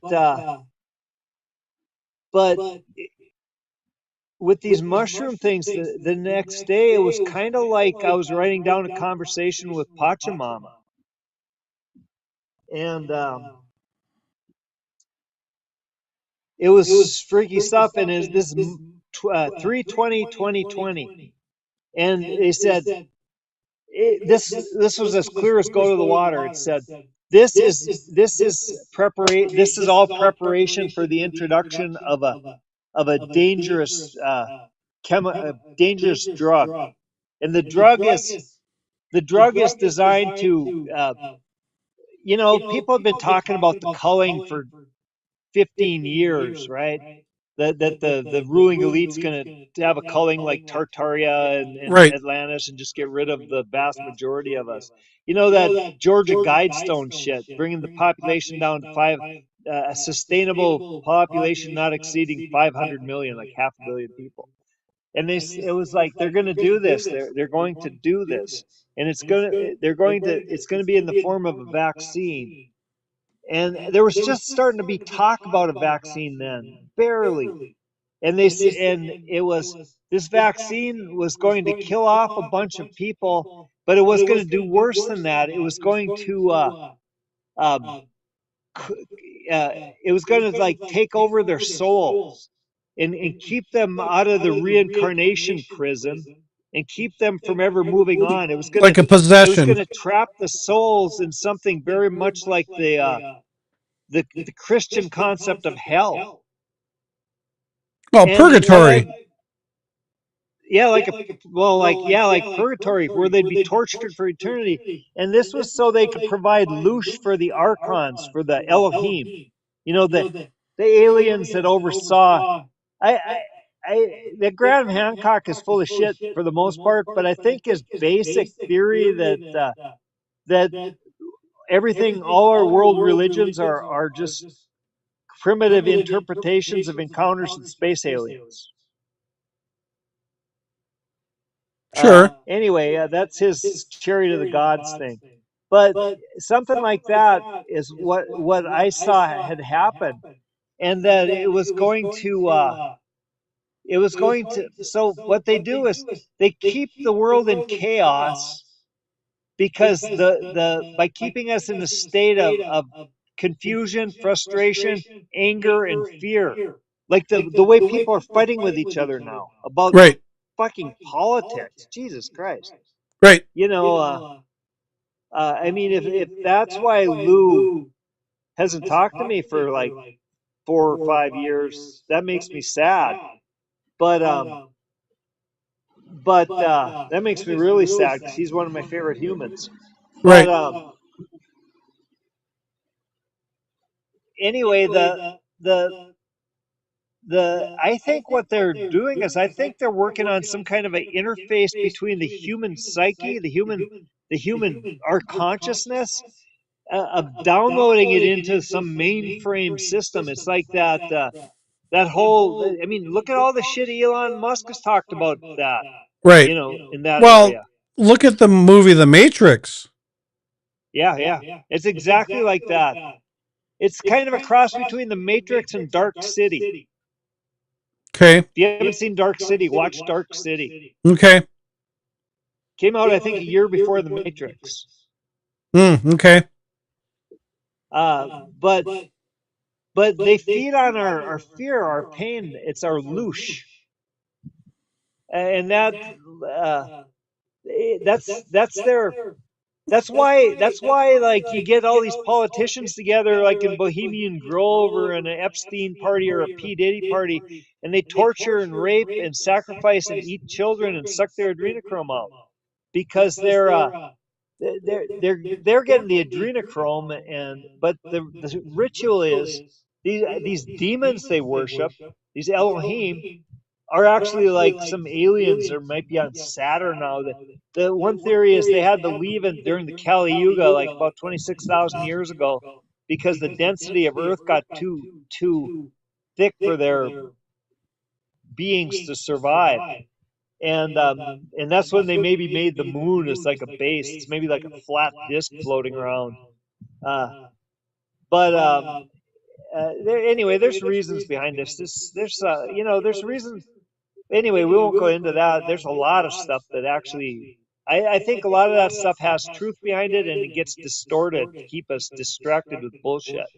So there's some truth in it and some bullshit. Right. And but I think the Elohim, the demonic Elohim that these satanic cults that run the world worship are actually do get energized by the vibration of our suffering. And what the plan is, we're getting too uncontrollable. That's why they got rid of Tartaria. That's why they got rid of Atlantis. People became too conscious and they were losing their source of energy. Because when you get conscious, you quit living in fear. You quit living in anger. It's like, I said that about my politics are kill them all and let the Buddha sort it out. That used to be because I really wanted to get rid of those reptiles that run the world, and like, hang them up to dry. But now it's like, well, whatever. Just the important thing is that we quit energizing with our fear and our anger.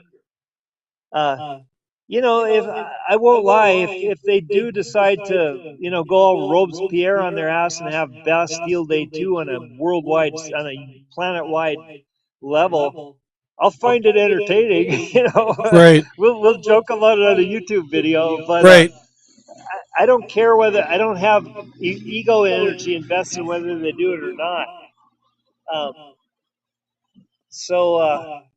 But now I think what we need to do is own our personal sovereignty, because when we assign it to anybody, whether it's a space demon or a real god, like if you read the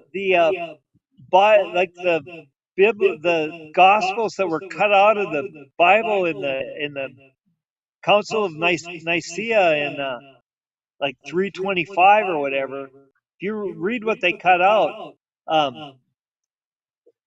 much of what the Jesus character, his name was probably Yeshua, according to those other Gospels, was saying was, don't worship outside yourself. The kingdom of God is within you. You are your own God. Like Jack Nicholson said in Easy Rider, every man is his own leader, Right. Every man is his own God when he first got stoned, when he Well, smoked the joint the first time. Right. But I mean, what's been said for a long time is just a human, a value for people and a morality type stuff is your only true freedom is self-reliance. So the more you depend on somebody else, you're giving yourself to them. You're abdicating your personal sovereignty. But you know how you keep it from becoming chaos is following natural law. You know what natural law is? Live on a boat with a cat? Just a couple of things. Live on a boat with a cat? Yeah, well, natural law is owning your personal sovereignty and not assigning responsibility for it to anybody else. Sure. And not imposing on anybody else's personal sovereignty. The only rule is you don't do something that imposes on somebody else's personal sovereignty. Yep. If you're driving around drunk, you're putting other people's lives and families in risk. You're imposing on their personal sovereignty. Right. So so natural law would be not driving around drunk. Natural law would be well, and look at the way that's happening in politics is a lot of the problems that are escalating and growing exponentially is no accountability. Like whether you want to talk about the fraud in Minneapolis, whatever. It's like the reason that's gotten to the point it has is no accountability. And that's something the Democrats, for some reason, seem to feed off the most is they love to just spend money and do whatever they want and not have to answer to it. And so J.D. Vance has now shut off Medicaid to Minnesota until they run an audit in Minnesota to prove that everybody we're sending money to is not a fraud. And they're pissed off because it's accountability. And that's what the government's done for so long is run unchecked.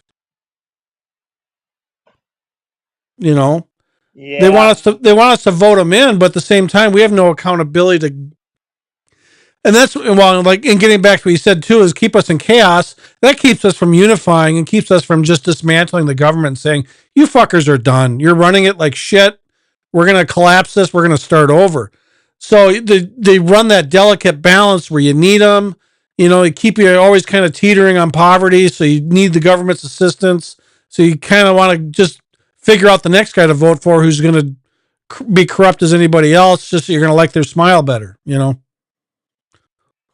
You know, follow natural law. You don't need government. I mean, and natural law is if you know when you don't help somebody, you're imposing on their personal sovereignty. If you can help somebody and you choose not to, you're imposing on their personal sovereignty. It's like if some little kid's getting raped by a priest or being taken to service the Bush family and the Clinton family in their sexual perversions and demonic rituals at Epstein's pedophile isle. Uh, if you know that's happening and you don't try to stop it and protect and stop those people from imposing on the personal sovereignty of those children, then you're imposing on the personal sovereignty of those children. So, I mean, you have to do what you have to do. So it isn't just being like a doormat. It isn't just being like Right. live and let live. It's, I mean, sometimes. Well, I mean, the Bible doesn't straight. I mean, the Bible's kind of like that too with the Ten Commandments. When you look at the root core of what they're saying to establish their life around. You can pick and choose a few good pieces of the Bible, but the problem with the Bible is the rest of the book reads like a owner's manual for managing the Elohim's loosh herd. Right. You know what I mean? That's the part that, if you read the parts, really, the only part of the Bible that really matters is some of the actual sayings of Jesus and the Gospels that they cut out of the Bible. Sure. That's where you really need to go for your guidance, because really that just advocates natural law. Right. And Right. with natural law, if you think about the world in terms of natural law, you realize government serves one purpose and one purpose only. It creates problems that it pretends to solve, the scaring you into thinking you need government to solve your problems. Right. Right. That's the only. I mean, okay. Well, yeah, and the big one they're Natural pushing law now is, and the big thing they push in the United States now is healthcare, and it's like, why are we entitled to free healthcare? Why is that system so upside down? But they've got people, and here's something I really notice, in at least in American culture, is people are so fucking afraid to die. I mean, I don't wish it on anybody, but that's the biggest fear, I think, more than anybody. They can't deal with the concept of death, and they can't see their own mortality. They don't want to believe it's possible. Everybody's infatuated with the idea they're going to live forever, and they're going to do whatever they can to figure it out to live forever. And it's like, why?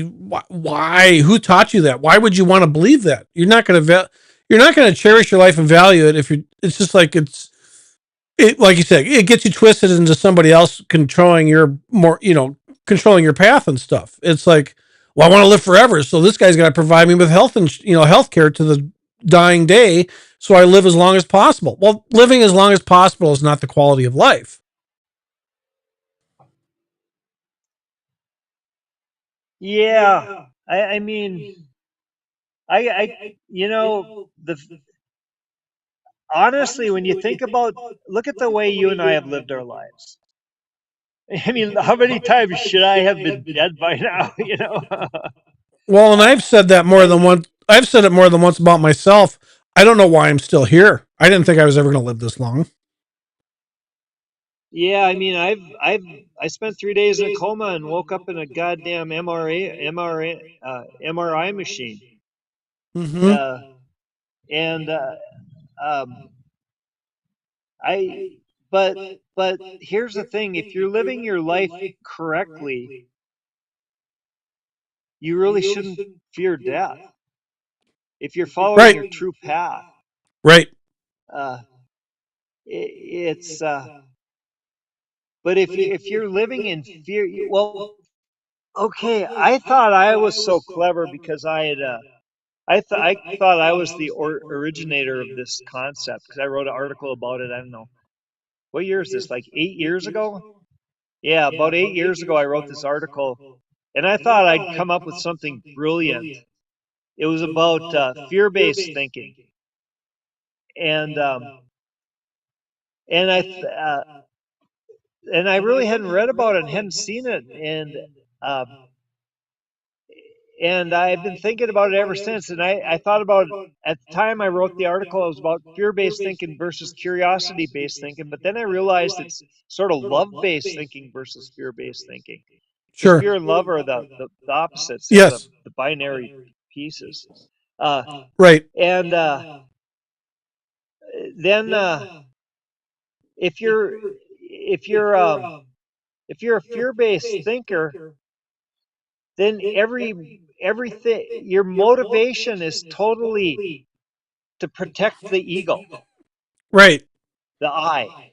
Right. You're not focusing on You know? quality of life. You're just trying to figure out how to prolong it. Yes. Yeah, and anybody that's a And why do you hypochondriac want is to? Why are you fear-based obsessed thinking. with prolonging your life if it's not a good life or a happy life? Yeah. Yeah. I and I mean, I would say that, when you got a bone sticking out of your arm or leg, yeah, you're gonna have to go to the doctor probably. Right. Right. But most of the rest of the time, most of the things people go to the doctor for are pure hypochondria. Oh yeah. And that's part of the And reason why this. hypochondria is And that's always part of why a the terminal system. disease. And that's part of why the system's so fucked up is they've got people to feel that way, so they pursue everything. Got to catch it early. Got to this. Got to that. And to some extent, that's true. But then it also manifests on people that are really fear driven. And I mean, like even the dentist now, they're trying to get you to go quarterly. They want you to go every 3 months, and it's like it's a fucking dentist. Last time, I'm later on in life now. I go to the dentist like every 3 to 5 years. And they're like, "Wow, whatever you're doing is working." I'm like, "Okay."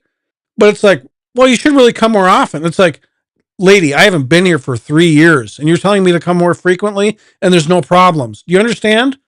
Why are you saying what you're I, saying?" It's just everything's high pressure sales. They're trying to get you locked in to make more money, blah, blah, blah. But of course, like you said, everything is sold through fear, Well, you got to catch it just in time. What if? And it's like, whatever. I've been to the dentist 3 times in the last 29 years, 30 years. Mm-hmm. The last 31 now, last 31 years.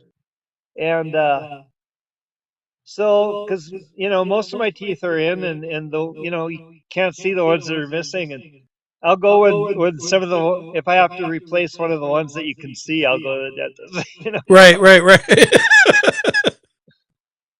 Uh-huh. Um, yeah, I haven't been to a doctor. Last time I was to a doctor was when I woke up in the MRI machine. Sure. So that was 8 years ago, going on 9 years ago. So what are you gonna do? But the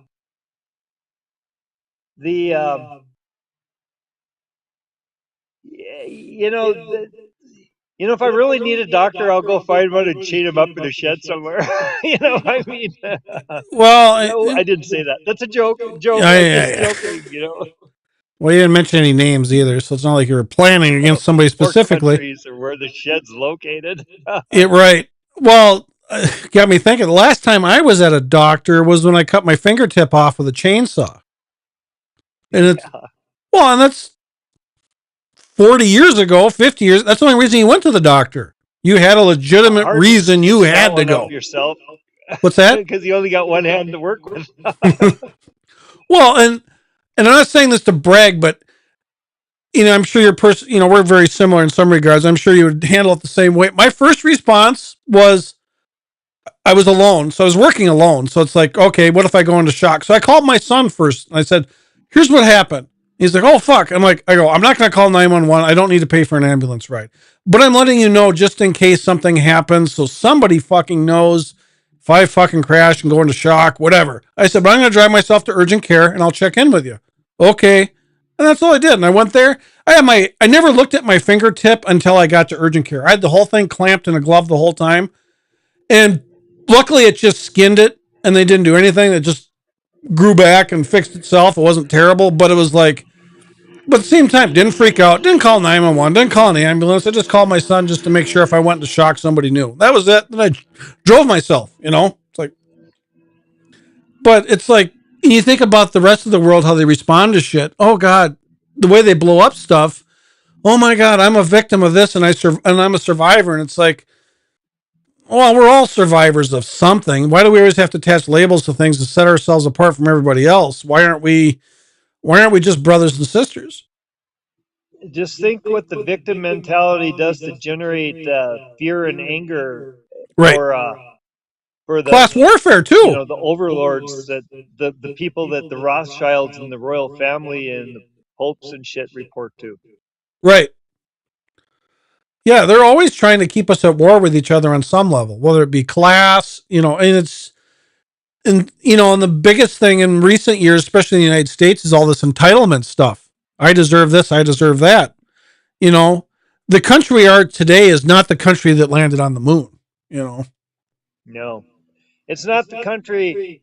I mean, I saw the change coming in the 80s, and then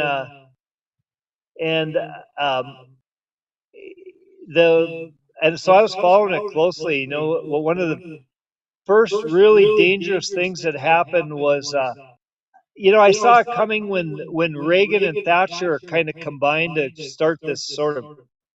That's when the whole New World Order bullshit started. That's when the neoliberalism, neoconservatism sort of took over. Do you know what the history of the World Economic Forum is? Like when that was created, the WEF? Yeah, like 1971-ish, I think. It was Klaus Schwab was the kind of the driving force of it. It had a different name. It had a more of a Dr. Evil kind of Council of Evil name. Sure. He ran it until I think he kind of screwed the pooch when he said, "You will own nothing and be happy." Right.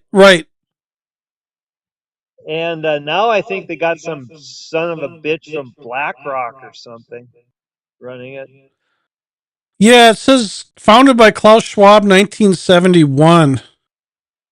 Not bad for pulling out of my old multiple head injury brain. On a boat in the Caribbean. Klaus Schwab gathered 444 executives from European firms in Davos to address economic challenges. Oh, okay. Yeah. The challenges there. You ever see the Monty Python and the Meaning of Life? Yeah. Remember when the very big corporation scene, where they get attacked by the Crimson Permanent Assurance? Anyway, it's at the very beginning. They're having a board meeting, and he goes, "It's come to our attention how very much there still is in the world for us to own." Right. And that's probably what they said at that first WEF meeting. It's come to our attention that we still don't own everything yet. Right. So that's a challenge. Well, and that's what was happening during COVID.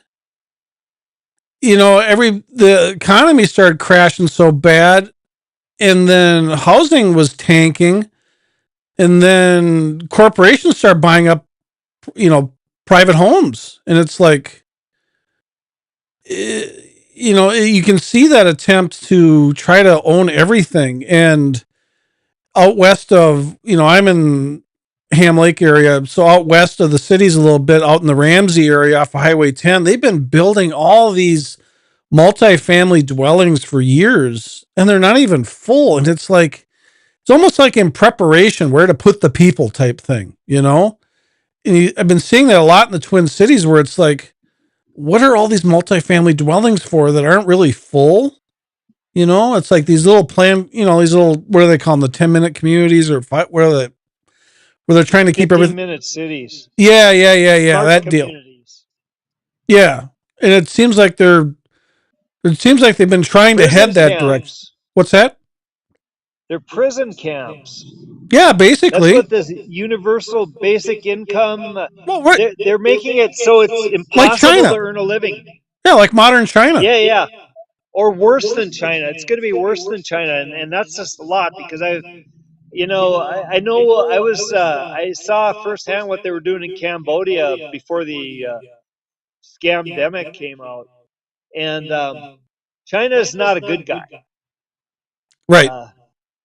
But it is going to be worse than China. So what they're going to look what they did to the truckers. The trucker protest was in 2021 Canada. Yeah.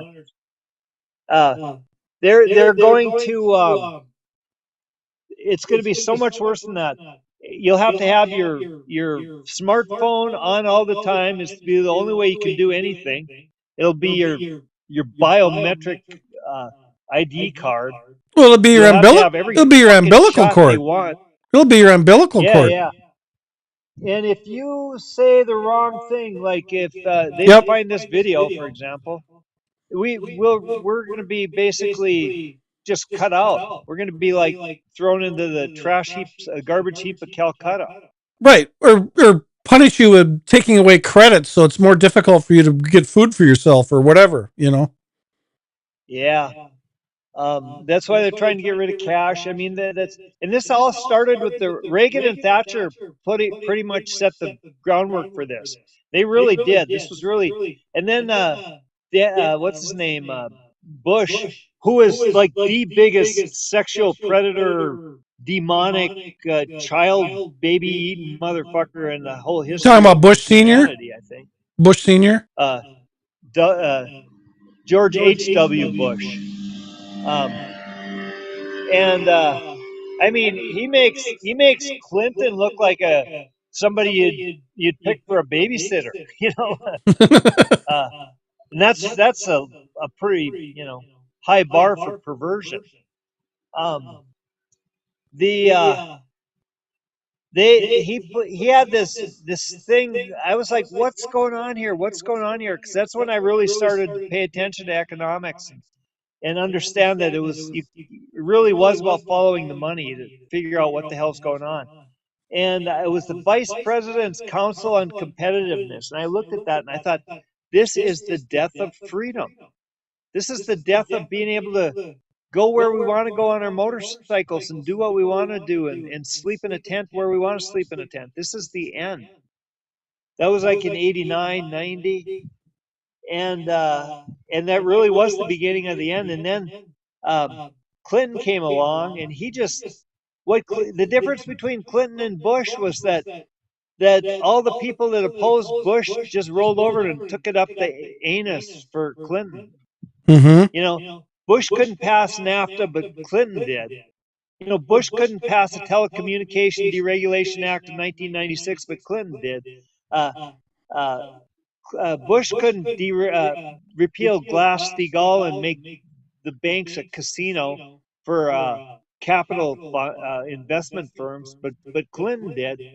So Clinton came along and basically raped us all financially, and he destroyed our freedom and our financial independence in ways that Bush or Reagan never could have done, because the same people that would have fought it tooth and nail rolled over and took it up the butthole for him. Mm-hmm. And then W came along, and they had the false flag of 9/11. So he went in and did, what the Elohim worship called, Khazarian Mafia, whoever we want to call them, told them to do. And he was kind of retarded. So, but then Obama came in, and everybody, and exact same thing happened as with Clinton, only cranked up to 11. Because not only could you not oppose Obama because he was a good, solid, he cared about people, he was a socialist and leftist. You couldn't oppose Obama because he had a certain skin pigmentation. He checked the DEI boxes. And he's married to a dude, so there you go. Right. Yeah. and Uh-huh. the so he had that going for him, and he was able. So if you look at the gap between rich and poor, uh, uh, it just shot up during like Bush would have never W would have never been able to get quantitative easing passed because people have said this is friggin' nuts. This will destroy our economy, and this is exactly what it was. It was the flagrant, irresponsible money printing of the quantitative easing here. You know, I knew Obama was evil because he was a Chicago politician. Uh, I mean, the only thing more corrupt than a Chicago politician is an Israeli politician, and that's a pretty high goddamn bar. Uh, so, uh, so I knew he was, but I was like, just for once, I would like to be wrong. I would like for all these lefties to be right and have him do something about this utterly, completely corrupt economic system that's bleeding the working class dry. And and instead, he put Timothy Geithner in as the head of the federal as the Secretary of Treasury. Timothy Geithner was the head of the New York Federal Reserve before that, and he and Alan Greenspan and then Ben Bernanke had conspired to basically destroy the working class Mm-hmm. and move all the money uphill, uh, and um, and then and then he put Geith. It's like that's like putting that's like putting oh, who's the most reprehensible person? That's like putting P. Diddy in charge of child welfare, Sure. and or Jeffrey Epstein in charge of the education system or whatever. I mean, Timothy Geithner was the Jeffrey Epstein, P. Diddy of the economic world, but he was a kingpin. And I knew the day I heard that, I was like, well, this is going to be way worse than anybody can possibly expect. And it was. So you look at the spread of the wealth gap between the working class and the elite.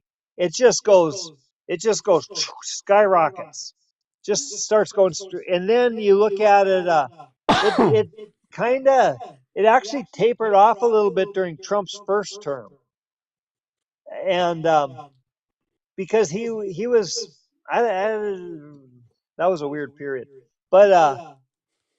but then and then in 2021 and then COVID comes along and it just goes straight up. I mean, it was going up at like this kind of a ramp. It goes straight up. Basically by 2021 they had after lockdown and all that, they had pretty much depleted, they'd pretty much taken everything they could from the working class. And what you see then is when they start going after each other because that's the only way they know. So that's when the elite factions, I mean, there is no one group, but you've got I don't know, you've got, maybe it's the 13 families, who knows, You, but you, you've you got got me. a number of groups Let me running interrupt the you for a world, and second. Think about oh, something that so predates that kind of tore apart the fabric of America before that. Go back to the 60s. Women's lib.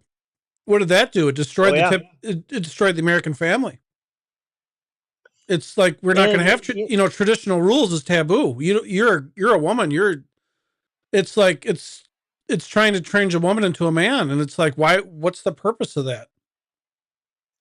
I had in the beginning there was some legitimate points to the women's lib movement and some fucked up points, but they call it like first wave, second wave, third wave.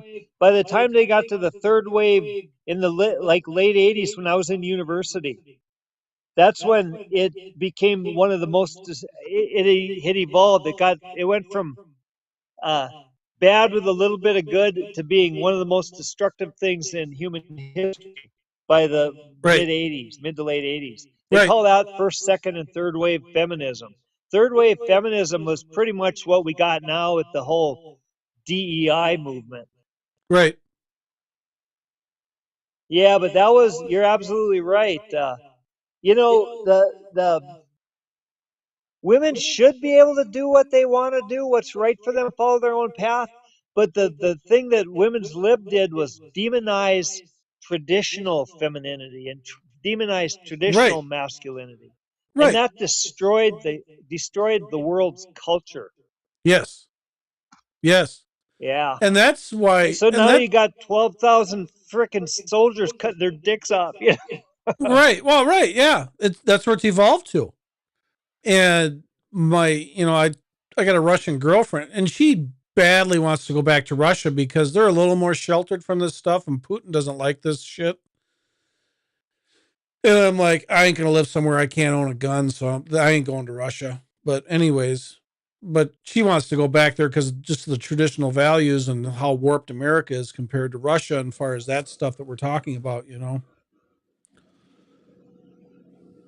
Hey John, I've been getting warnings about my battery, Okay.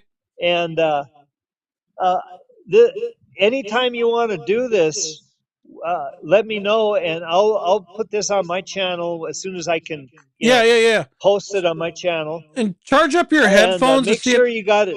charge up your headphones and see if that works. Cause let's try to resolve some of the other stuff. Yeah, the one thing that won't help will be these boats going by. I mean, Well, I gotta. I'd like to have you at least about the ability to hear me well enough that we can have a real conversation instead of having to interrupt each other, that kind of thing until we realize, just to help Well, I continuity a can little hear bit. you now. My interrupting you is just my rudeness and ego. Seriously, and I'll work on that. Well, no, there's a little bit of a delay and a lag too. I can see because I can hear it in the background a little bit. Then you'll hear it, and then you'll whatever. Anyways, I got that. We've already gone. With, We've gone for 2 hours and 10 minutes, so it'd be a good time to wrap it up. That'll be the longest video I ever posted. So my other channel is hobby related with my radio controlled toys and stuff like that. And we used to do a live stream once a week and it was always 2 hours. So I've done a lot of live streams at 2 hours. That's kind of 2 hours is kind of the point where your ass starts to get uncomfortable. It's like, okay, I've sat around and talked too long, So after 2 hours, it's painful. But yeah. Anyways, no, this was fun. Let's talk later off the air and stuff, and we'll think about when we're going to do this again. So.